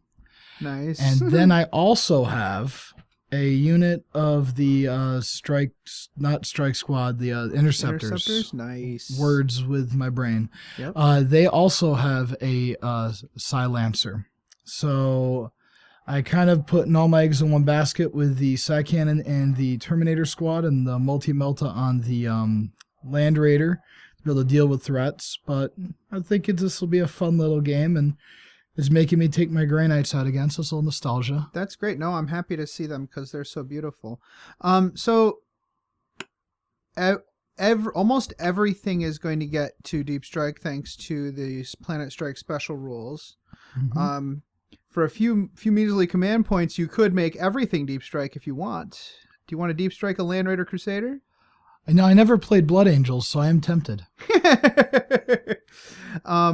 But that's a regular battalion detachment. It is. So 6 command points total. Yeah, we were talking when I was taking the army out. I was like, oh, this is so quaint. This is like how the Amish must feel when they spin wool or whatever. Because I'm used to now playing my Astra Militarum, which is a lot more models than I just took out of that case. Yeah, we didn't spend 2 hours of you taking stuff out of your case. Yeah, as I continuously apologized with every model. Like, I'm just so sorry. I'm so sorry. All right, this is another Shadow Sword. I'm so sorry. All right, I'm so sorry. Do you want to pick a Warlord trait? I know you didn't bring your Codex, but do you have any thoughts? No, I'm poorly equipped. I'm going to just take whatever Voldus would normally have, because he's going to be the Warlord. Okay, yeah, we'll look it up. So I have taken the Planetstrike Defender detachment. The Attacker detachment's tough for you because you don't have that many Interceptors, right? Like 3 fast attack, 3 elites, and 2 HQ would be tough for you. But for me, the Defender detachment is fine. I do have 1 slight proxy, but not really. So my 2 HQs are the Skull somethinger, Skull Dude. Skull Master. Skull Master. The Skull Master is what used to be the Herald on Juggernaut. Okay, and then I have I'm taking Karnak because Karnak is awesome, and I also have a Demon Prince of Khorne. The Demon Prince of Khorne is going to be my Warlord. And he is going to have the immense power warlord trait where he has +1 strength. He just has the claws, so I think it'll actually be helpful for him. And he just looks buff. And his artifact, I'm definitely still going to be taking the Armor of Scorn, because that's really cool. He has a 4-up invuln, and he can deny 1 additional psychic power per in the enemy psychic phase. Nice. So the 3 troops are 3 units of bloodletters. I have the 3 required heavy support are the 3 skull cannons, and you'll note that one of my actually one of my boom guns is a skull cannon, but that's okay. It actually meshes with the army pretty well. Then I have an elite's choice. I have a unit of blood crushers, 3 blood crushers. And then in addition, I have a outrider detachment with 4 units of flesh hounds, 3 of 5, 1 of 10, and Karnak is actually the HQ from that detachment. So I have 4 regular command points. 4 regular command points and 5 Planetstrike command points. I've already spent 1 demon command point to put my demon prince in reserve, because I have a feeling he would get messed up by bombardments. And I have spent one of my Planetstrike command points to refuse a flank. What is it called? Drop zone denial. So that denies you. I get to pick one side of the board, and you can't pick that as the side of as the battlefield edge you come in on. And because of that, I went and picked the fortified flank deployment, Planetstrike deployment, which is basically I place my fortifications on one long edge, and you get to pick one of the other 3 to come in on. I decided to just go with 3 naked bastions as my... Scandalous, sir. Yeah, I'm not sure how good it is. So, I want to use this as a test. It's possible they really intend for you to have a bunch of guns on these. I don't know how strong it's going to be in favor of the defender or the attacker. So I just decided this time around to just leave the guns off, and we'll see next time how much is too much at the end of this game. And we were talking off mic a little bit about how they kind of balanced this whole Planetstrike system out, where the defender gets those building upgrades to get a couple other little things like these stratagems where you can't outflank behind them and whatnot. Yeah. But the attacker is always going to kind of have that uphill battle, even though they can potentially do more damage with the different stratagems. It's just a really interesting way that GW has balanced the whole system out. Yeah. No, it's awesome. So I'm looking forward to it. John, do you want to use any stratagems before the game begins? Well, let's take a quick gander here. Once again, to page 35 for the Planetstrike stratagems. I was thinking about maybe, because I only have 6 command points. Yeah. So the issue is when you run Grey Knights, with such a small number of stratagem or command points, that one 4-up invuln save on your Dread Knight could make all the difference in the world. Plus, your Land Raider coming in, you're probably going to want to give it Cybolt ammunition for a turn. So, there's a lot of things that you definitely want to do with those command points. Or, let's say, in the game with the Emperor's Children, if all this gets cut down, I could use a couple of command points to make them hit anyway. Yeah. Well, as you can see, I've got my, we can talk about deployment if you want, so you can make an informed decision. The three fortifications are in my kind of deployment area. I have a unit of 10 bloodletters in each one, so Blood Boys are defending those fortifications. Now, each of those fortifications has an objective inside it. The hull of the fortification itself counts as the objective, but until it's destroyed, so you can actually take and hold those by not, even if you're not deployed inside. But the guys inside do also hold it. And then we have 3 additional objectives which I placed outside. So it's really cool how the defender gets to set up all the terrain and set up all the objectives, and it's up to the attacker to come get some. Absolutely. Yeah. And then the rest of my units are all kind of arrayed out, trying to stop you from getting like into the middle of everything. The cannons obviously taking up a kind of a backfield position, and the pigs kind of, which are my flesh hounds, kind of arrayed out in a defensive screen. And the Demon Prince, like I said, he's going to be coming in later. And it's the way you set this up, and I'm sure we'll be taking a bunch of photos for the Facebook group later on, but it's almost like the Grey Knights are hitting you right as the Demon Orcs are kind of going out to go patrol the area. So it's almost like they know you're all there at once, so they're going to try to wipe you out all in one go. Yep. Yeah, and we've kind of holed ourselves in this box canyon almost. We've got the hills set up. Makes it look like, you know, the orcs have a fortified position and you have to crack through it in order to get in deeper into their territory. Sounds like a plan. All right, cool. So you're going to save your command points? Or we'll see. Do you want to do some Scorched Skies or a rapid drop? Well, I guess you could pick to do rapid drop assault later. I'm thinking... Or a heavy-duty drop. I kind of want to do a heavy-duty drop, you know. Do you feel better afterwards? I hate you. You start walking around like you're walking on the moon? Mm-hmm. Yeah, it's going to be good. Uh-huh. Mm-hmm. Mm-hmm. Okay, so you're going to deep strike with your Land Raider? I think that is what Drago would want me to do. Deep strike with it and give it Cybolt ammunition and just nuke something as you come in? That would what Drago. I think that's what Drago would do. I think that is what Drago would do. Yeah. All right. Don't forget, I have 7 deny the witches in my army right now because Khorne. Just an FYI. It's a good thing I'm not a witch. Attacker gets the first turn, and this lasts 6 battle rounds. I'm not sure it's going to last that long. It's going to be a slobber knocker. I have a feeling that it's going to go one way or the other very, very fast. Yeah, that's true. All right, let's get this started. We're gonna do John's deployment his arrival and his turn, and we'll be right back.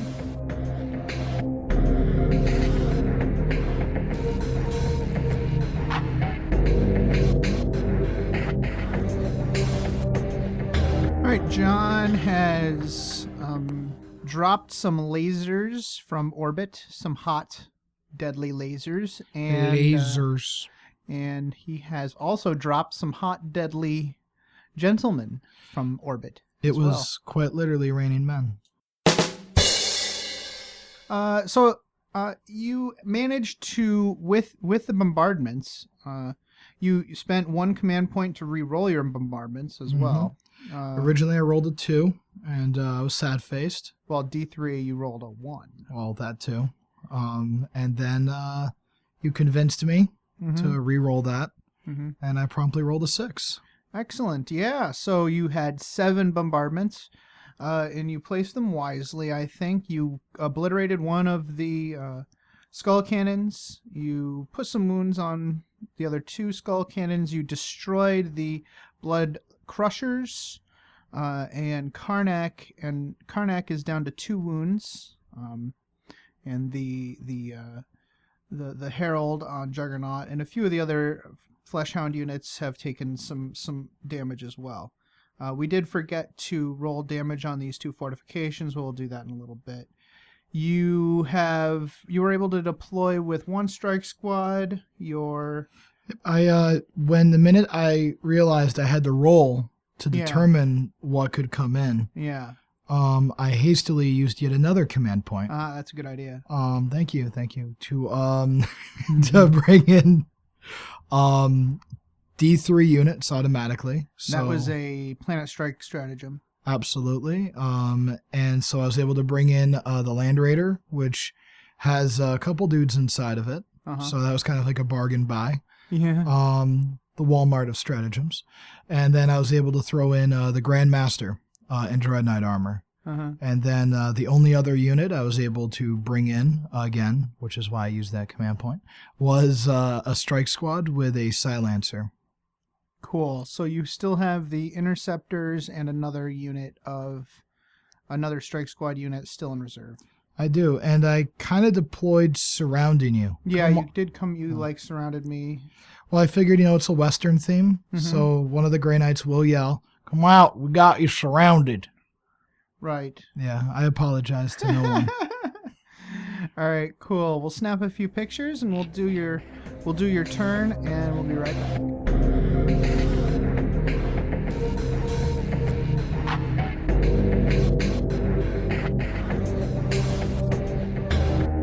All right, John's turn 1 is over.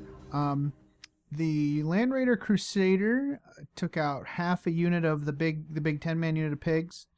Which was really good up in the front in the vanguard of the force. The strike squad killed another unit of pigs, one of the smaller ones. The Dread Knight took out almost everyone in another squad of the flesh hounds / piggies, and it assaulted my bastion on the right side, on my right flank. It didn't do a whole lot of damage. I made a couple 6-up armor saves, which is to be expected. When I had to roll for the D3, I think it was just 6 out of 4 dice. Yeah, it wasn't good. A little below average. Yep. So that was an interesting turn. I fully expected that unit of 10 Fleshhounds to be dead, but no, they stuck it in there. But those the 3 damage with smite, the 3 mortal wounds with smite is pretty cool. That's nice. Oh, absolutely. And we were talking the Silencers I was taking because they roll more dice, and I'm like, I need that in handicap. And then we come to find out that they also do D3 damage apiece, which is pretty good when you're dealing with multi-wound models, which don't have a good armor save. Yep. And another note, just a reminder, because the damage is dealt with the orbital damage, the orbital strikes, they're at the start of your turn, so any models lost during the orbital strikes count towards the morale check at the end of the turn. But I rolled a bunch of 1s, so it's nice. What you did is you channeled me, just pretending to roll for shooting or armor saves, and you're like, 1, 1. All right, cool. I think my Demon Prince wants to fight your Land Raider. I think your Demon Prince is going to do rude, unspeakable acts to my Land Raider. Let's find out. Stay tuned.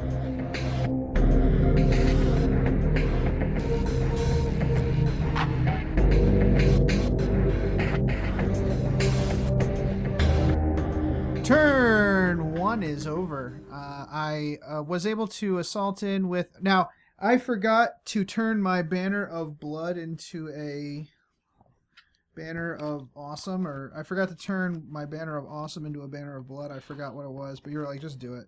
I'm like, that's fine, thank you. It's a common mistake to forget your banner at home. Yeah, Locus of Wrath. No, it is Banner of Blood.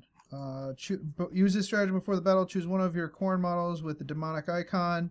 Upgraded to Banner of Blood lets you on 1 turn charge 3d6 instead of 2d6. I don't see how I would ever not take that on my Herald on Juggernaut. It's way too awesome. It's a pretty good banner, even if it's probably tough to stitch all the blood. Yeah, well, I mean, he can move really far, and that lets me kind of deep strike my Demon Prince next to it and get 3d6 charge. So, that I'm definitely cheating. I actually don't get that. In addition to its normal ability, the power of the banner can be used once per battle, just before the bearer's unit decides to charge. It's supposed to be for only for.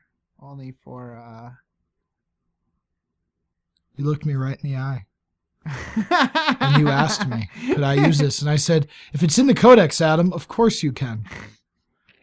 All these years, all this friendship, ruined! Well, call the judge. Let's just pretend that 1 command point was my reroll on that dice. Oh, we're pretending now. Well, I don't know. It's all fake. I'm just messing. I know. Okay, so So we're bad at the game, and by we I mean me. It's fine. It would have been. I rolled a 6 and a 1 for my charge, so I just rerolled a 1. It's fine. We'll just pretend that happened. Anyways,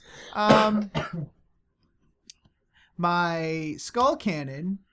Your skull cannon assaulted your Dread Knight. I'm not certain if he's a champ or a jerk. He had 2 hull points left, and you were like, yeah, you hit and wounded with one of your side cannon shots, and I was like, I need a 5 up, and I rolled a 4, and you're like, haha, 2 damage, and I'm like, wait a minute, hold on a second, let me double check this. Oh, I have a 3-up armor save.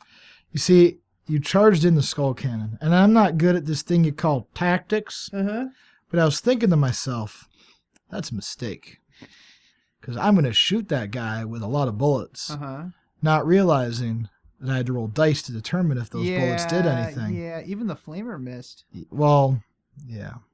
Well, not missed, but there was a bug and he was going after it as the whole thing. Yeah, well, yeah, he thought it was Nurgle. Yeah. It's like, that's really scary. Yeah. So with the skull cannon jumping in, then the boys that were inside the bastion on the right flank also jumped in, as did Karnak.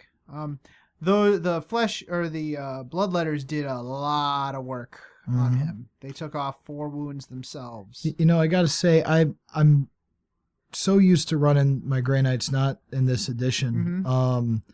I always remembered the Dread Knights would get themselves into trouble and then immediately die. Like just fall over, natural causes really. Slip on a banana peel, do what you will. He actually stayed in there. Yeah. And suck it out. He doesn't have 5 wounds anymore.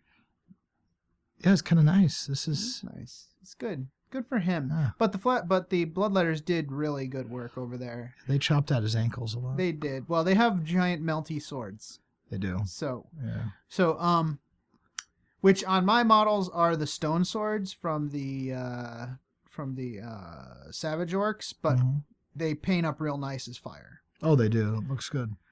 My flesh hounds / piggies, what was left of them assaulted into the Land Raider. A bunch of them died, but they paved the way for the Demon Prince, which came in this turn, and the Herald to assault in.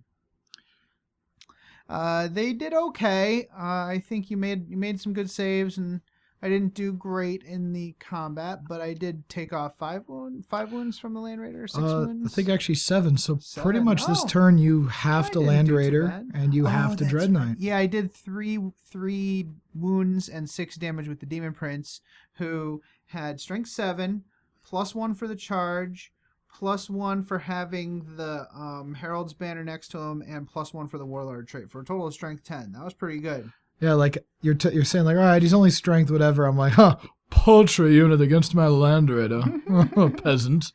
And then you're like, well, he gets to +1 for this. I'm like, oh, that's nice. +1 for this. This is a friendly game. +1 for this. Where's that in the book? +1 for this. +1 because it's Friday. Like I was just like, all right, fine, it's fine. So also there was just a little bit of pot shots from the bastions, and also the central bastion. The bloodletters jumped out of that and ran to create another screen. I also forgot to shoot I forgot to shoot the middle bastion. Oh, just shoot it. Okay. Oh, he's gonna do it on microphone. Ooh. It also has to shoot at the closest viable unit, which I still think is this Dread Knight over here. That's hardly civil. He's in combat with the building from last turn. We still have to shoot it. 5. Ladies and gentlemen at home, don't worry. I will intrepidly roll a lot of 2s. Oh, wait, no. I won't even wound. I need a -1. No. I won't even wound. Oh, it's okay. You know what? We were just joking. Turn 2.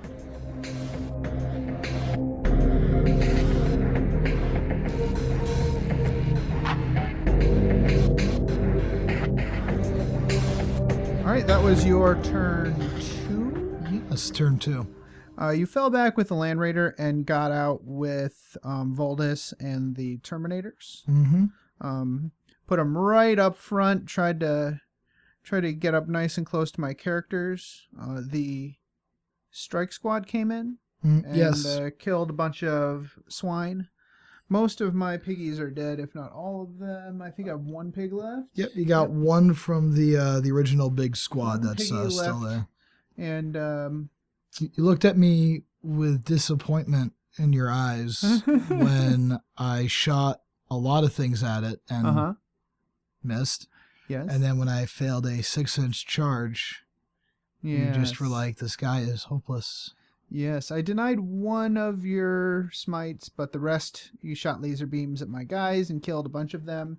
And the Dread Knight, again, kind of didn't do a whole lot, killed 3 of my bloodletters. I tried rolling 1s on my morale checks with the bloodletters, but there was just nothing to be done about it, unfortunately. No, but the Dread Knight's almost down. Like, he's got 8 wounds now on him. Yeah, they're not doing too bad over there. They're doing a good job. Yeah. What else? I think that's it. Oh, that's right. The Terminators assaulted and killed my Demon Prince. You spent 2 command points to go again with Voldus. He had this like flurry of like activity. Do you remember the morale or the name of that stratagem? Yep, it's only in death does duty end. Not duty. Yeah, well, you're not telling the whole story here. I got out with these Terminators and Voldus. These are the guys, the boys. They do it. They got this. They have 2 wounds. All right, they do. And I promptly didn't roll as well as I needed to against that Demon Prince. And you're like, do you wanna break in at him? Do you wanna go again? Yeah. I'm like, no, that's fine. Go with your warlord. Yeah, and then I used that one stratagem so Voldus would hit him with the hammer again and made the big scary guy go away. Yes. And so they're just chilling there, looking down the barrel of a lot of heavy bolters. But they got this. Excellent. Because they the boys. So I did save 2 command points. Uh-oh. Hold up. Wait. Demonic There was a strategy behind it. Ladies and gentlemen, what you're now witnessing here is Adam bringing his Demon Prince down from the heavens whilst making airplane sounds. He does not have permission to do a flyby. Oh. We'll put him there for now. He comes back at the end of my movement phase. So the Demon Prince, because there's a demonic incursion, comes back. Yes. Is that also in the Codex? Yeah, that's only against Grey Knights. Only when fighting Grey Knights. I'm gonna try not to cry right now. I just lost another dice under the. We're never getting that back. No, you are. You know why? Why? Because this room is awesome and cleaned up. No, it went under the bookshelf. Oh yeah, well that's Jimmy Hoffa now, and an undisclosed location. So my turn 3. Your turn 3.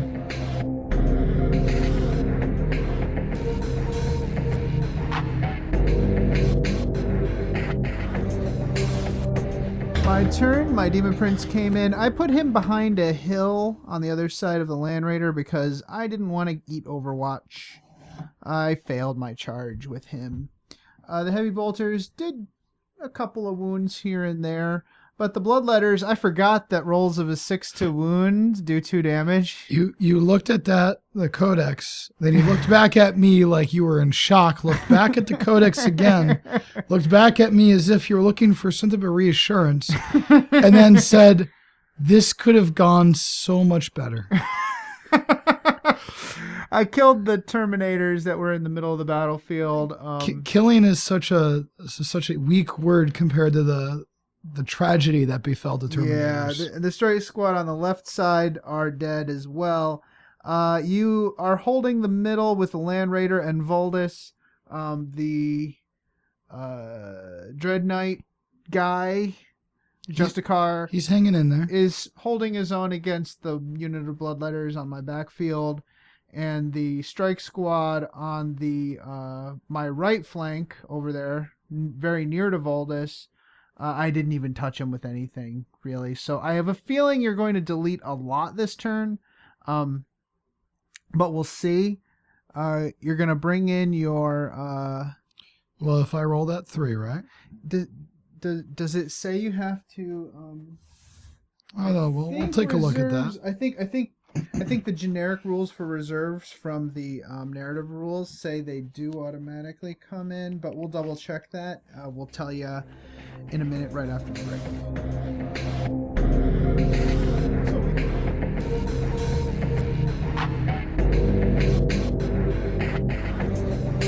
So we learned that John will just continue to roll his reserves. So yeah, he rolled another one. Yeah, it's actually a hobby of mine, failing reserves. Yeah. It's a hobby within a hobby. It's like Inception. Mm-hmm. But you did fall back with the Dread Knight and shot the squad that was in combat with the Dread Knight to death with the strike squad that's on my right flank. Yes. I mean, with Grey Knights I'm not really used to playing them very much, and I'm definitely not used to Smite just being a flat 3. So using Smite twice against a unit with 7 dudes left, pretty okay. And then cleaning them up with the Stormbolter shots was also. Yep. But I cleaned up 2 of the big units of Bloodletters. You got 1 big unit left. Yep, they're about to hide a lot. And then you still got a Skull Crusher. Or no, what is it called? The Skull Cannon. That's also going to hide a lot. And I got a Demon Prince, who's he's not hiding. He's going to come kill something. He's back. Yes. He got up. He goes, "I'd be back." Yes. And if Voldus was a little closer, I would go after him. Voldus isn't proud of the life choice he just made to run away. But in the story he's going to weave after this, the narrative that'll be written on Titan, it'll be a tactical advance in the opposite direction. Right. Yeah. Right. Okay. So, anyways, my turn 4. Right? No. 3. 3. My turn 3. Okay. Can I tell you one thing before we start? Yeah. This one kid comes up to me, clearly has pink eye. Just one eye is completely red, skin around it's irritated, keeps rubbing his eye. And he goes, "I don't have pink eye." That's how he starts out my conversation. And I look at him and I said, anytime anyone comes up to you and says they don't have that disease, they automatically have that disease. So you have pink eye. He goes, "I went to the nurse." I said, "What did the nurse say?" "Nurse says I have pink eye." I said, "Okay." "Is the nurse sending you home?" "Well, I don't want to go home." "Why not?" "Well, I want to eat lunch." I'm like, "You already ate lunch. This is like last period. Go home." Like, just go. Personal bubble now around me of I exactly don't have pink eye. 1 foot. Equals 1 I have foot. all the pink eye.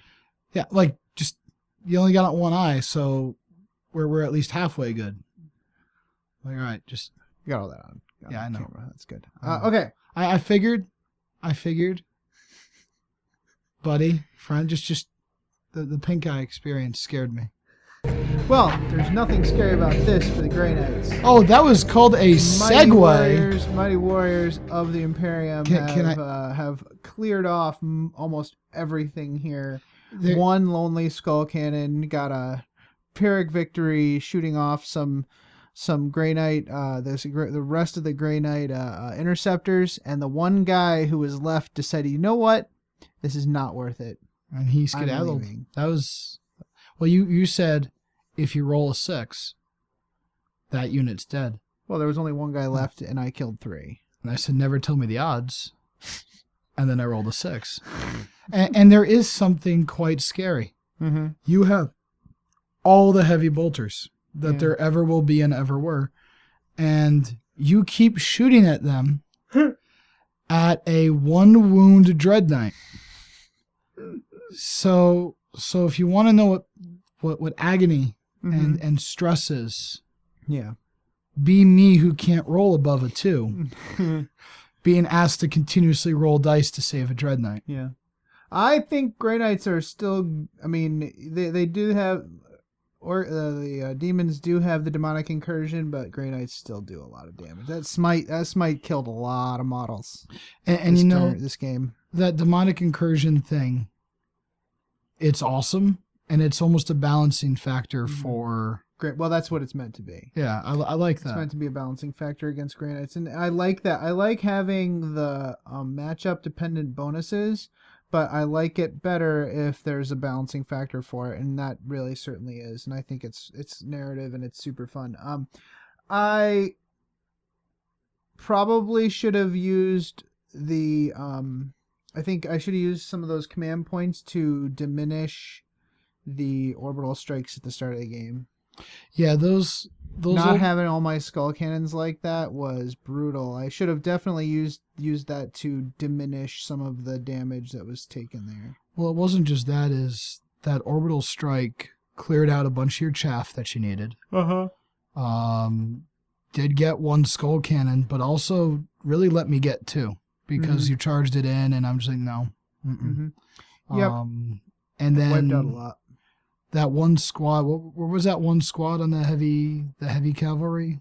That it just the Blood Crushers. Yeah. Yeah, it just negated that whole unit at the start of the game. So I think maybe having the guns on the fortifications is not a bad idea. No, not at all. Next game. Not at all. Yeah, for sure. And I'm thinking, like, I ran with the narrative idea for the list of running the Land Raider, kind of like as the Grey Knights are using this Land Raider, bring it in, and then are following it up into the defense network.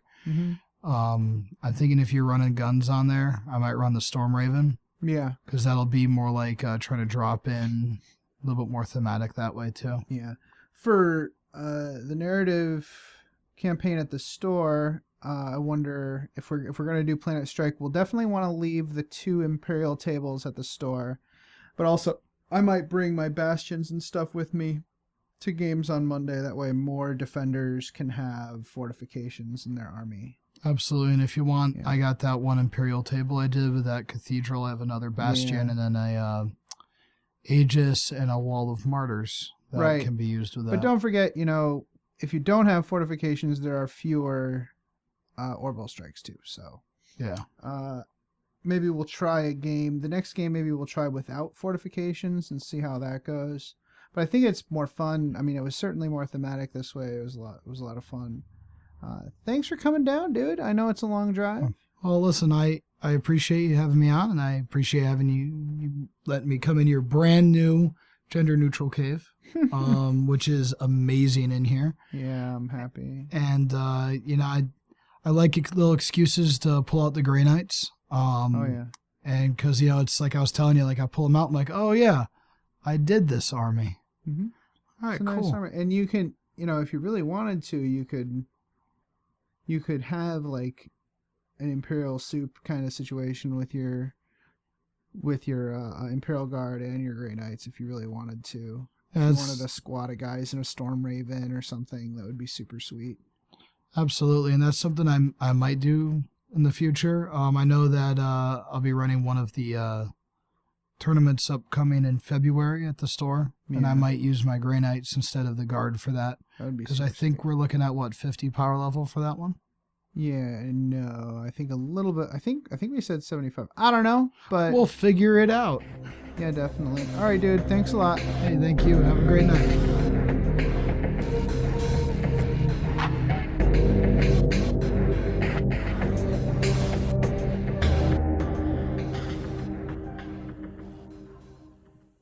Welcome back. I hope you enjoyed that little battle report. So, I think the way they have it set up here is they have like a random mission selector thing, like a D6. Planetfall, Desperate Assault, Seize and Destroy, Stranglehold, Forlorn Hope, and Planetquake. Yeah. You can also include other special missions and stuff in here. You don't need to do just these. And in fact, like, you don't have to start with Planetfall. Yeah. That doesn't have to be the first mission. I could actually see Sabotage like being your first mission from the main rulebook. So it's one of those missions with sentries where you have to, the attacker has to sneak in and destroy a building at the center. So like I can see that as the first mission meant to take down the void shields of a city so that they can come in and make an assault, or at least like part of a city or something. That would make for a cool first mission as well. So just keep that in mind. So for Desperate Assault, why don't I go ahead and do the battlefield and deployment for that? You're gonna select a long edge to be the attacker's landing zone.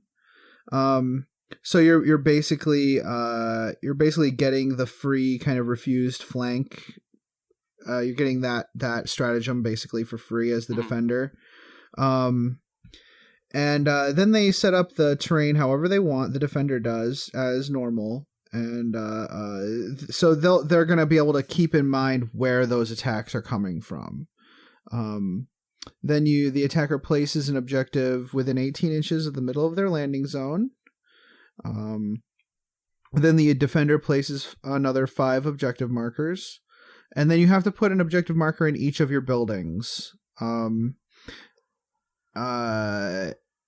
then you place another one as long as it's more than 6 inches from the center of any other objective marker, and any building or any battlefield edge.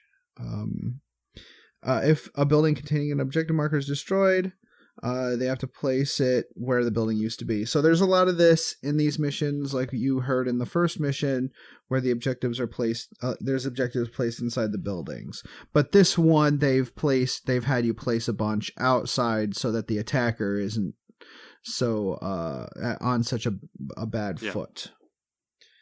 Defender deploys all of their units. But for this one, instead of anywhere, they have to be more than 18 inches from the middle of the attacker's landing zone edge. So they have them kind of encircled. And the attacker is actually allowed to deploy units if they want to, but they do that after the defender has finished setting up their units. Okay. Yeah, Desperate Assault. Yeah. Yep. And I think, we didn't talk about this, but there is a page that shows you kind of these deployment types for Planetstrike. If you look at the book on page 42, you'll see all of this kind of these kind of really different deployments. For this one, for Desperate Assault, I think Kill Zone represents this deployment type, where you have that beachhead zone in the middle on one side. It's actually a perfect use for this mission. And for this one, what are the firestorm attacks, Jason? All right, so the attacker rolls a d3 and adds 1 to the result for each fortification that is on the battlefield. So, and add 2 instead if the fortification is a building. Yay! All right. Yeah, we're just going to keep blowing things up until morale improves. The total is the number of firestorm attacks the attacker makes.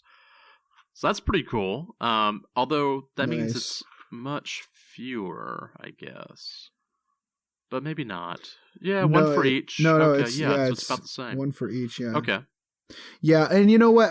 It's the number isn't a generic rule. It's by mission. So the one we played was the same, D3 plus 1 or 2 more if it's a building. That's pretty interesting. And the attacker has the first turn. Which, so defender needs to be very careful. Yeah. Like if they want to set up their stuff really close to the attacker's beachhead, keep in mind you're not going to get to seize the initiative. Yeah. So you're gonna take a beating early on. But only the ground units get to be set up at the start of the game. The flyers. So infantry and flywords keywords don't come in yet. Okay, but that means tanks and whatnot will be there, or could be there if they roll well. Mm-hmm. So beach. Let me see. Beach guard or beachhead. Sorry, beach guard. Ugh. Beachhead Vanguard. That's where that came from. All right. So for the duration of the battle, The attacker does not need to take morale tests for any of their units that start the battle within the beachhead zone. These units are utterly fearless. That could make guard, that could make Tau, anyone who has like, a lower morale very strong very quickly. Yeah, that's cool. And I guess it would help orcs, but I mean, orcs have all those special rules of, the large mob rule or whatever that one's called. Right. All right, so at the battle length, the attacker rolls a d6 at the end of battle round 5. On a 3-up, game continues, otherwise the game ends. At the end of battle 6, round 6, the defender rolls a d6. This time the game continues on a 4-up, otherwise it ends. Battle automatically ends at the end of battle round 7. So it's generic game-ending conditions. Basic battle length. Nothing too different there. And for victory conditions, at the end of the game, the player who has scored the most victory points is the winner. If both players have the same number of victory points, which could happen, the game is a draw. Mm-hmm. And victory points are achieved for... Oh my. Okay. So for Storm and Defend, at the end of the game, each objective marker is worth 3 victory points to the player who controls it. And some rules on how that happens. If an objective marker is within a building, count all models within 3 inches of the building to see who's actually controlling it. And all models garrisoning it when determining who controls the objective marker. And then we have, of course, Slay the Warlord. Which, All right, so this is a cool one. It, Desperate Assault, it implies that the attacker is moving on to the enemy position regardless of how dangerous it is, and they're totally surrounded. So if Planetfall went badly for the attacker, I think moving on to Desperate Assault is the right call from a narrative perspective. Seize and Destroy is far from the bedlam of the front lines, an emplacement of utmost importance. If the invaders capture it, their foes will find a coordinated defense almost impossible to achieve. The defenders must keep the attacking force at bay lest they gain control of this vital stronghold. So this is a very generic. I think this is pretty generic. I think this is a good second step. Good second step if the attacker did well in the first mission. Personally, the defender. The defender gets 3 bonus command points to use in this one. That's a special rule for this one. The defender must use them on Planetstrike stratagems, though. Yeah. And let's see, for the battlefield, the defender creates the battlefield. They start by setting up one fortification, ideally a building, in the center of the battlefield. So you have a nice juicy target. And this is the vital stronghold. Yep. The defender then places all their other fortifications anywhere on the battlefield. And I think there's a deployment map that's similar to that. Yeah, I think Spread Out Defense is good, or Central Stronghold is good. I think Central Stronghold is meant to do that. And so in this one, you might not want to use your stratagem to deny someone a board edge, because you want them to spread out as much as possible anyways, and you're going to deploy centrally. Yeah. And let me see. Next up, once the defender has created the battlefield, the attacker chooses one battlefield edge to be their landing zone. Cool. Oh, and then you place the objective markers. That's a good balancing factor. Oh, yeah, okay. You place 4 objective markers. 1 is on the vital stronghold, which is technically in it. And then 1 in each other building if you have them, and then the rest on the battlefield. That's cool. Yeah, you can go through and do some interesting stuff with that. Maybe have 1 objective marker that's within, I don't know, kind of an overlapping fire field. Like if you have, what were they called? The Firestorm Redoubt? Yeah, I think that model, you could actually have it where, hey, I'm going to put this objective marker and it's going to be right there within their arc of fire. Which could be really brutal and not very sporting, but that's a possibility. If it check out the firestorm attacks. Oh yeah, firestorm attacks. Yeah. So this is interesting. Add together the power level of the vital stronghold in any units embarked within it, and divide that result by 10, rounding up. Then add 1 to this number for each fortification that is on the battlefield, and this is the total of firestorm attacks that the attacker makes. So, you've got your vital stronghold, and if you basically jam everybody in there, then you could be causing yourself some problems. And I think it behooves the defender to always put their characters inside these bastions so they don't get myrtleized by the firestorm attacks. So if you've got like 4 characters inside this building, it's going to be a lot. It's going to be a lot of firestorm attacks. Oh yeah. That could be pretty terrifying. Although if you do have everybody in there, then you really can't. You probably can't focus too many firestorm attacks on it just because of the spacing of the building, unless it's something large. I'm trying to remember what large. And in charge. Yeah, like if you have the Castellum, the Castellum Redoubt, that big tile from Forge World? Yeah, you can. Yeah, you can huge. Place. You can place your firestorm objectives all around that without them having to worry about that 9 inches of space. Yeah, tiles are huge. Yeah. Then we have another special rule called Vital Garrison. You don't need to take morale chests. The defender doesn't if they're within 6 inches of the vital stronghold. And we have a regular random battle length again. And again, whoever has the most victory points wins. What is capture at all costs? At the end of the game, the objective marker in the vital stronghold is worth 6 victory points to the player who controls it. Okay. Each other objective marker is worth 3 victory points to the player who controls it. Nice. And same building control objective rules as the other mission. Interesting. And Warlord is worth 1 victory point. If you can keep that vital stronghold in one objective, then you've got it. Mm-hmm. Yeah. I mean, whoever controls the vital stronghold probably will win the game. Or they don't have to work so hard. Yeah. Okay. Yeah. Agreed. Let's see. Stranglehold is the next mission. Though the battle for the fate of the planet still rages fiercely, the invading conquest is reaching its culmination in one quadrant vital to the war effort. Victory on this battlefield could well end the war in a single blow, so the defenders must do whatever it takes to deny their enemy.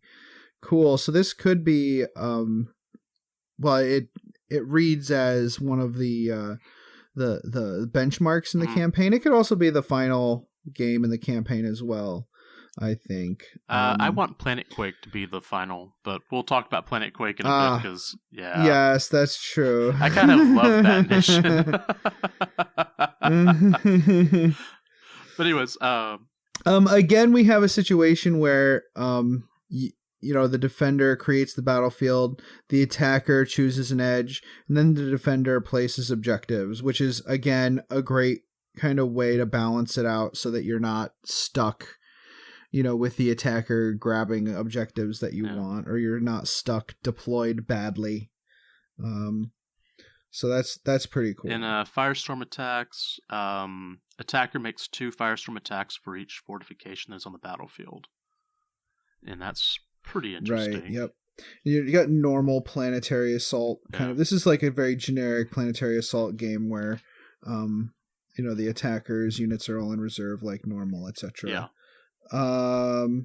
The defender, there's a backs to the walls rule where the defender can reroll their failed morale tests during the game. And battle length is random as well. And again, it looks like looks like we have the same storm and defend victory conditions where you have objectives that are placed in buildings if you want them to. You don't have to. And you also have Slay the Warlord. The very interesting thing about this one is that we have some additional stratagems. You want to do the attacker stratagem? Yeah, I like these stratagems, but as our listeners probably guessed, I like it when things blow up, so... so our attacker stratagem is Demolition Crew. So use the stratagem before one of your units fights in the fight phase. For each roll of 6 up you make for that unit when it attacks a building that phase, the building suffers a mortal wound in addition to any other damage. Yes, they're sappers. They have like special grenades. And I love the defender Planetstrike stratagem. Go ahead, man. The Planetstrike defender stratagem is denial. So these count as Planetstrike stratagems too. So if you have the bonus command points, you can use those. One command point you can use this stratagem is called denial. Anytime, select a single building on the battlefield. That building is immediately destroyed. If you would then roll to see if it explodes, there is no need to roll. The building automatically explodes. Oh, you want to take my building? Okay. Cool. You know who would love this? Phil. Phil would love this. Oh, God. He would love that, wouldn't he? Yeah, he would. That's fantastic. I mean, he'd probably start the game with everything exploding and then be like, okay. So there's not much difference between Planetstrike and Planetfall, not Planetstrike, Stranglehold and Planetfall, except those two stratagems really make the mission. Yeah. They really do. So that's cool. The next mission is Forlorn Hope. As a sign of importance of this great assault, the invader's supreme warlord has entrusted his personal banner to the chosen warriors, ordering them to plant the standard atop the burning ruins of the enemy's fortifications. If the assault fails, the banner will be lost, and with it the battle. Wow. So again, this is a great progression style mission for a campaign. The defender creates the battlefield, then the attacker chooses their landing zone. This time we have we have 3 objective markers. Yeah. One may be placed inside of each building, so that's not too bad. Any objective marker not placed in a building can be placed anywhere on the battlefield, so long as the center of each is more than 6 from the center of any other objective marker. And that's definitely a thing in these missions where the objectives are being placed fairly clustered, which is, again, kind of important based on how much fast attack that the attacker is going to have and how much deep striking they're doing. It's really important that the defender be able to cluster those objectives. And also, some of the deployment maps, I think we'll talk about those in a bit. Some of the deployment maps do line up with the missions, but there's a couple that are really interesting.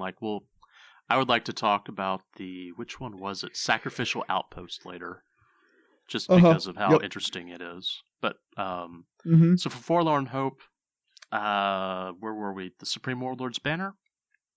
Oh, go ahead and do the Firestorm attacks. Oh, here we go. So, attacker rolls a d3 and adds 1 to the result for each fortifications on the battlefield, and 2 if the fortification is building. So it's kind of similar to some of the other missions. The first ones, yeah. Okay. At the start of the battle, before the first battle round begins, the attacker must nominate one of their infantry to be the Supreme Warlord's banner bearer. Boom, use a marker to denote this. Or have a dude with an awesome banner, right? I've got a couple of, Duh. There we go. The banner bearer cannot embark in a transport, leave the battlefield, or move further than 9 inches in any single phase for any reason. So they basically have kind of a relic with them. If the banner bearer is a character, they may be targeted by shooting attacks even if they are not the closest enemy unit. The banner makes them an easy target to enemy snipers. Oh no. If the banner bearer is slain, the banner is dropped. Place a marker where the slain model was standing. Any other infantry model can then pick it up by moving into contact with it. From that point, the banner remains with the new banner bearer until they are slain, and it is dropped again. A unit automatically passes morale tests if one of its models is carrying the banner. So if you happen to have the old, what was it, the 25th anniversary model? That's the the single standing flag for the Crimson Fists. That could be used. Yeah. The attacker gets the first turn again. Yep. So it's interesting. There are more rules. You want to read Plant the Banner real quick? If at the end of any turn, the attacker controls an objective marker, and the banner bearer is within 3 inches of the center of that objective marker, so if it's within a building, they only need to be within 3 inches of the building, they can plant the banner. That sounds odd. All right. If the banner bearer is slain while the banner is planted, it still counts as being planted until it's picked up by another infantry model. If it is picked up by an infantry model from the attacker's army, it remains planted. So, if it's picked up by a model from the defender's army, it is cast down. Boom, boom, boom. Battle length is interesting for this one. Yeah. The game lasts for 6 battle rounds. However, from the 3rd battle round onwards, the battle can end earlier. If at the end of a battle round, the banner has been planted for 2 consecutive battle rounds, including the current one, the game ends. This means that if the banner is planted, the defender gets 2 turns to try and cast it down. That's interesting. That is interesting. Yep. So you actually have to really defend these objective markers. Yes, you do. And keep in mind, you're going to have giant infantry squads, or the possibility of giant infantry squads deep striking in on turn 1 and grabbing objectives. Yep. All you need is 130 unit or 30 model unit of boys, and chewing through those could take a while. Yeah. Yep. So even though there are multiple objectives, the only victory condition is to have the banner either planted or not planted. That's all that matters. So I guess it gives the defender an option, or the attacker options as to which fortification they want to hold. And how many? We do have a little designer's note. Yeah, I was just reading that. Go ahead. Obviously not all armies make use of banners and such, so players are encouraged to imagine what their army might use to signal victory. Necrons might erect some transdimensional relay, while Tyranids might plant a brain-like hive node, for example. Brain bug. Just use your imagination. Yeah, use your imagination on those. So Jason, do you want to talk about... Oh, and I love Forlorn Hope, by the way. That's a great mission. We had a mission like that at Du Bois GT, actually. Where I think it was Du Bois GT. Anyways, no. It was the friendly tournament at Beef and Wing. Maybe it was both. Maybe they both like this. It's basically football. Got it. So you have an objective that is being carried by one of the or no, they both have one. They want it to be even, so instead of setting it up like a narrative missions, it's a little more competitive. Both armies have an objective, and they score more points if they get it into the enemy's deployment zone. Okay. Because you got a little football, and you can actually throw it. You can actually throw the objective, and the farther you try to throw it, the harder it is to throw. So it's basically Blood Bowl rules. That's actually pretty funny. It's amazing. That's pretty cool. It is amazing. It's a great mission. But would you like to talk about Planetquake? Yeah, Jason? because as I was reading through these and writing notes, because I do write notes sometimes, and it's not just little dirty pictures. Yeah, I didn't write any notes for this one. I'm like, we're just gonna look at the missions. Well, my favorite was is this next one's Planetquake. So the description is: the skies glow with fire as a punishing bombardment rains down, and the shattered earth begins to crumble and break apart under the massive forces wreaked upon it. The battlefield is utterly consumed by war. Can the defenders hold fast as their fortifications crumble around them? Yeah. No. I mean, yes. Well, when you see the chart in there, you're like, oh, yeah, you don't want to hang out in the buildings. Definitely. Yeah. So I think this is definitely a mission that happens if the defender is rightly screwed. Yeah. If things are going poorly, I think a lot of the time when people play narrative missions, they feel compelled to give a bonus to the person who's losing. Yeah. No. Narratively, they're losing. So use a mission that makes sense. That makes sense. That shows that things are going badly for them. That's part of the narrative. Yeah, this one definitely things are going poorly for the defender. So defender creates the battlefield as before. The defender has to place 6 objective markers. 1 may be placed inside each building. So, let me see, there's deployment, same as usual, firestorm attacks.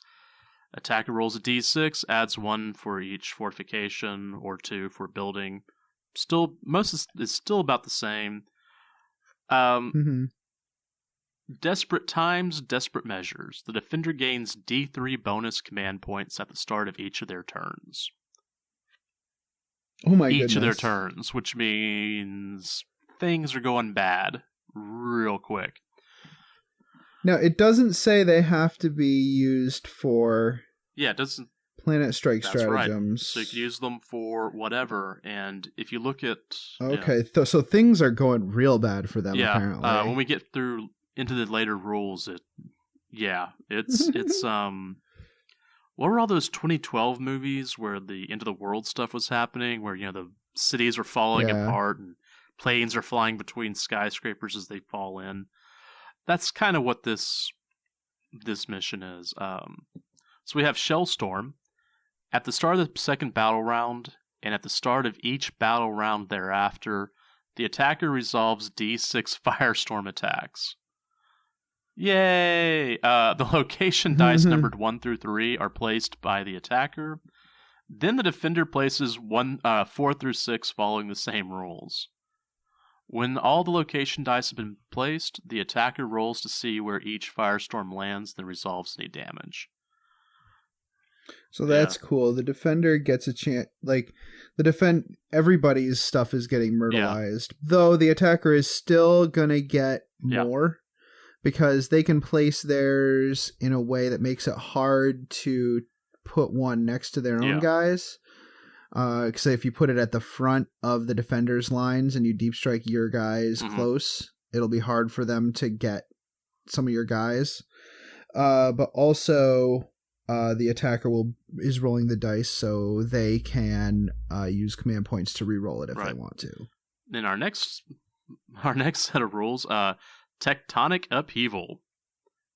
Yeah, at the start of the third battle round, and at the start of each battle round thereafter, the attacker rolls a d6 for each building and consults the table below. Oh yeah. No. Oh yeah. All right, so d6 1 through 3, you just have ominous rumblings. No adverse effects. Everything's good. On a 4, you have crack. The building being rolled for suffers a mortal wound, which, that's not too bad. A lot of these buildings have a lot of wounds. Here's where it gets fun.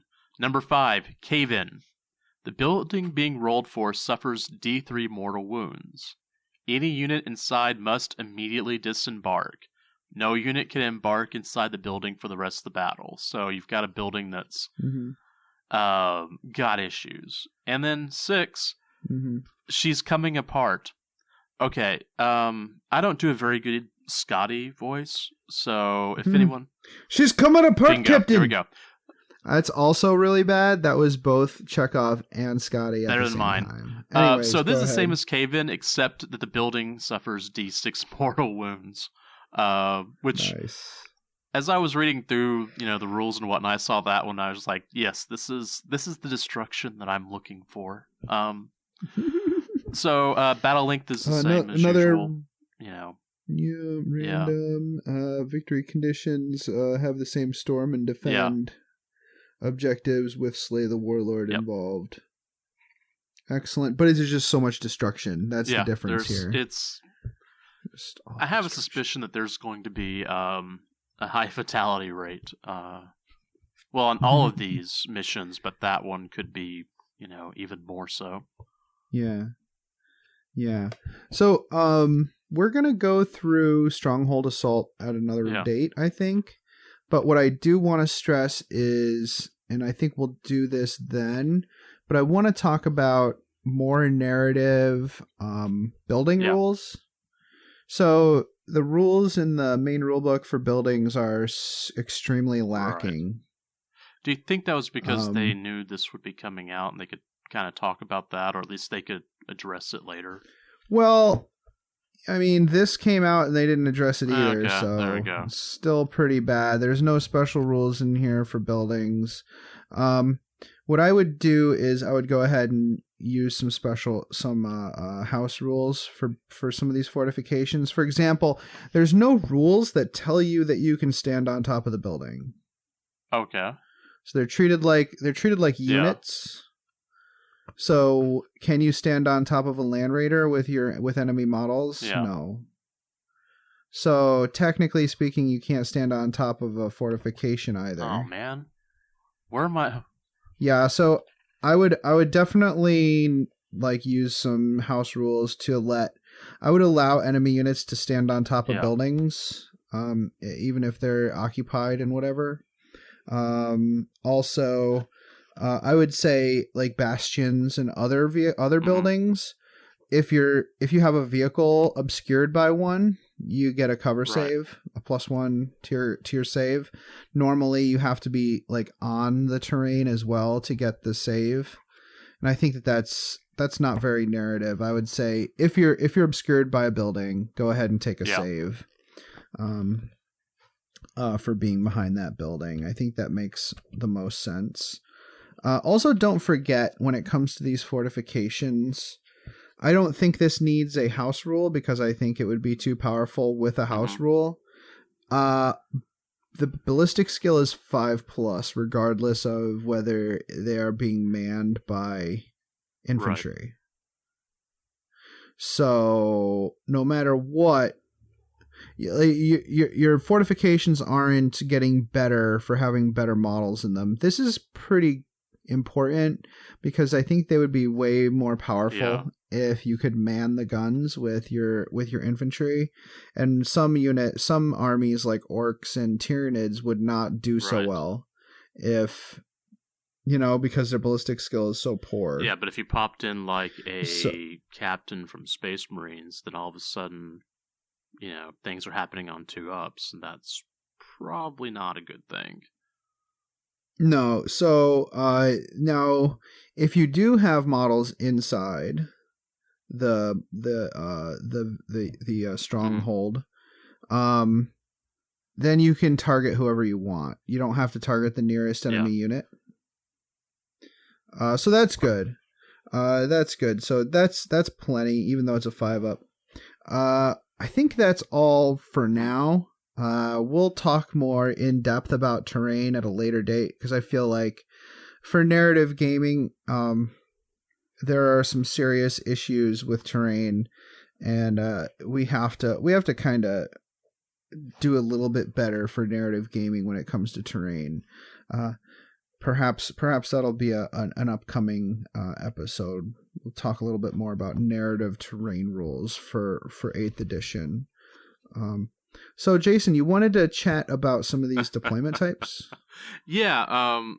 So it's pretty cool. They've got a few different deployment types that specifically work. I mean, you look at them and see which mission they would work in. But my favorite. Yeah, and don't forget, the defender basically gets to pick whatever they want. The defender really basically chooses these deployment types. It's not like this is a roll-off.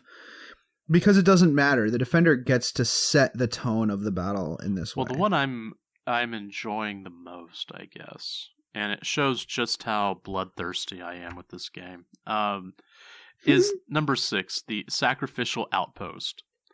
Yeah, you're going to laugh at this one. So in this setup, the defender has placed 2 heavily defended bastions in opposing corners of the battlefield.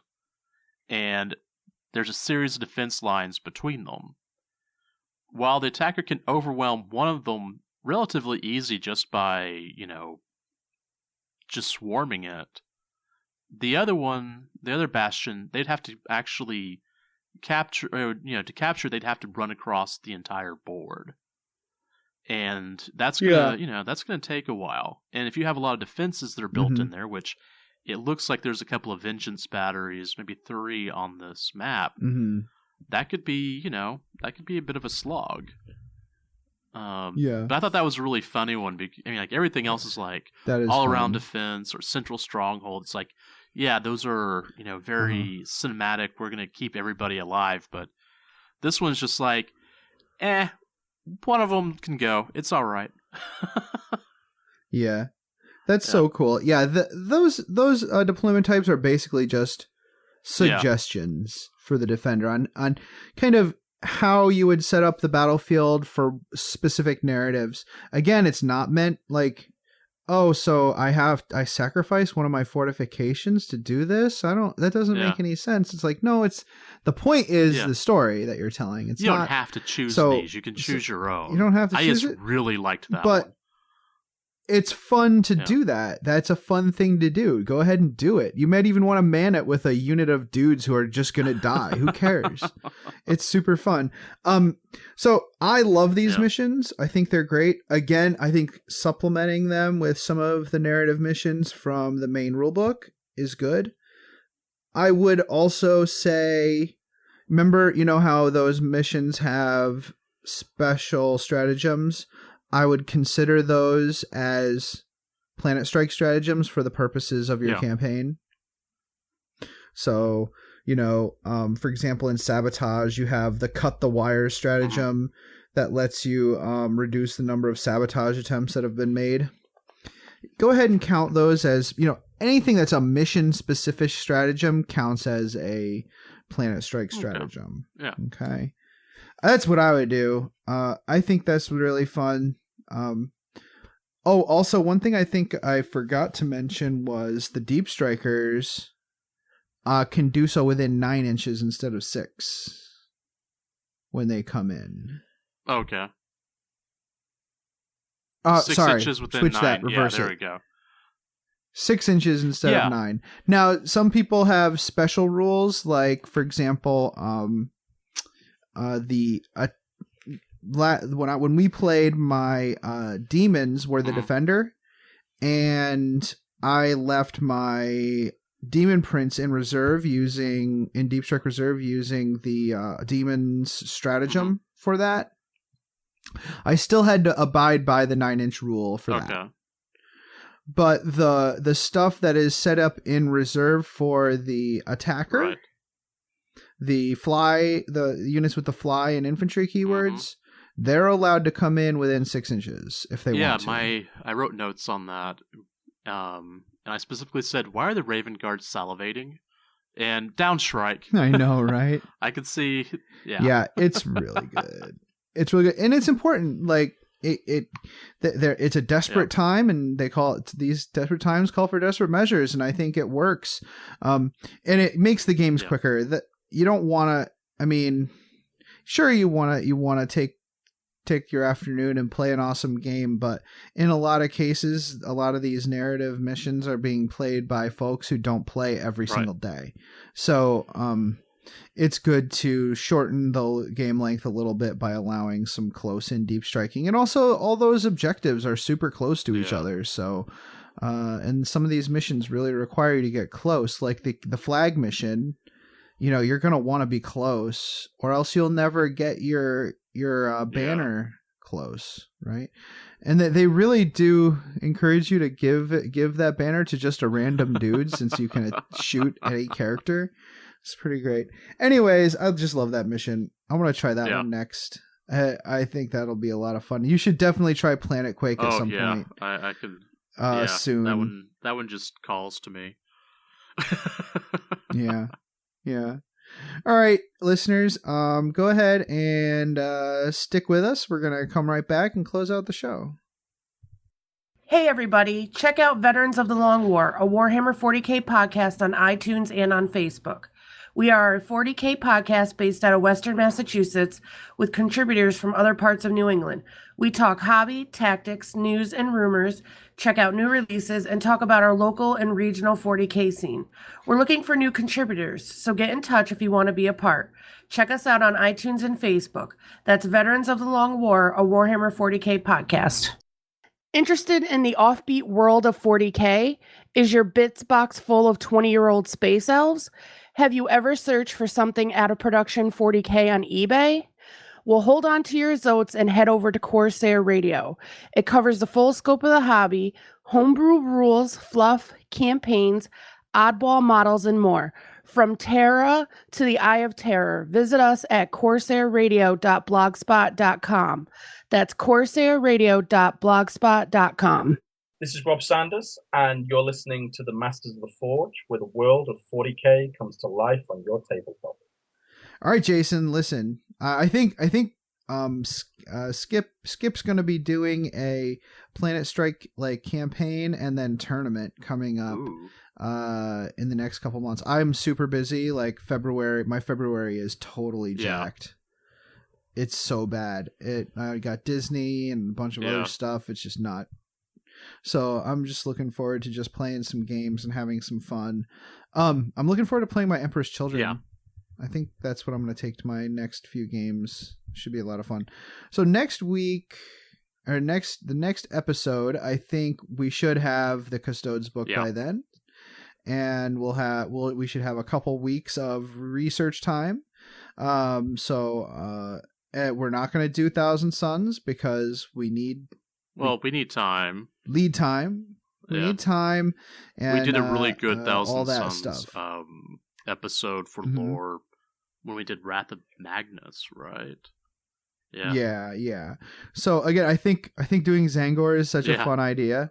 So maybe we'll do an episode next month with Zangor and narrative terrain Get used rules. to painting blue. Does that sound like fun? But I think, if you did read that novel, and so maybe we'll do a quickie review of that novel if you want. Nothing in depth, just like chat. Who wrote it? Aaron Dembski Bowden? Whose stuff I really like his stuff. This was not my favorite one from him. So So if we were to ask him if he wants to be on our show and talk about it, do you want to edit that out? Nuts. I didn't even time that. Oopsies. No, I'm just kidding. It's fine. He doesn't. You know what? He's a nice man. Maybe he will want to talk about it. I haven't read it, so that would be. I don't know. Considering how much I love Black Legion and Talon of Horus, that's okay. All right, cool. Anyways, so we'll do that. No, give him a jingle. See if he wants to talk. Which Master of Mankind? Oh, maybe we'll talk. He's probably sick of talking about it, but who knows? We're just talking about Custodes here, so that's true. All right. So great. Folks, please check us out. Go to iTunes, give us a good rating. Tell your friends about us, because clearly we need more listeners now.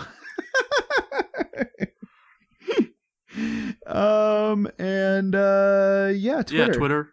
Masters hashtag Masters of and Forge. Also Instagram, and we have a Facebook page and a webpage, mastersoftheforge.com. Yes. iTunes. What am I missing? Am I missing iTunes.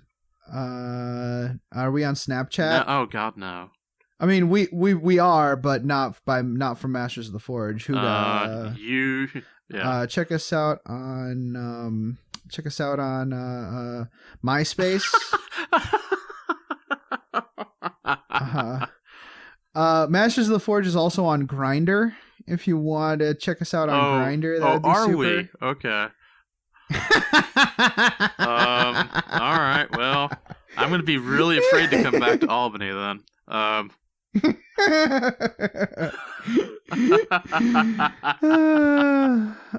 Yeah, I'm looking forward to our next meeting and encounter. I guess it would be an encounter at that point. Yeah.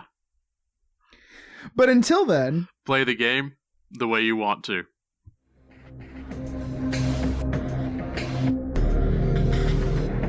The music used in this podcast was made by Podod of the duo Sublevel 3. The track is used with his permission. This podcast is protected by the Creative Commons Attribution, No Derivatives, Non-Commercial International License. More information about this license and contact information if you have any requests can be found at our blog, mastersoftheforge.com. It's such a good feeling to play games your way. It's such a happy feeling 40K'ing away. And when you throw dice with story in mind, it's such a wonderful way to unwind. It's a good feeling, a very good feeling, the feeling you know that we'll be back when the fortnight's new, and we'll have new ideas for you, and you'll have things you'll want to talk about. We will too.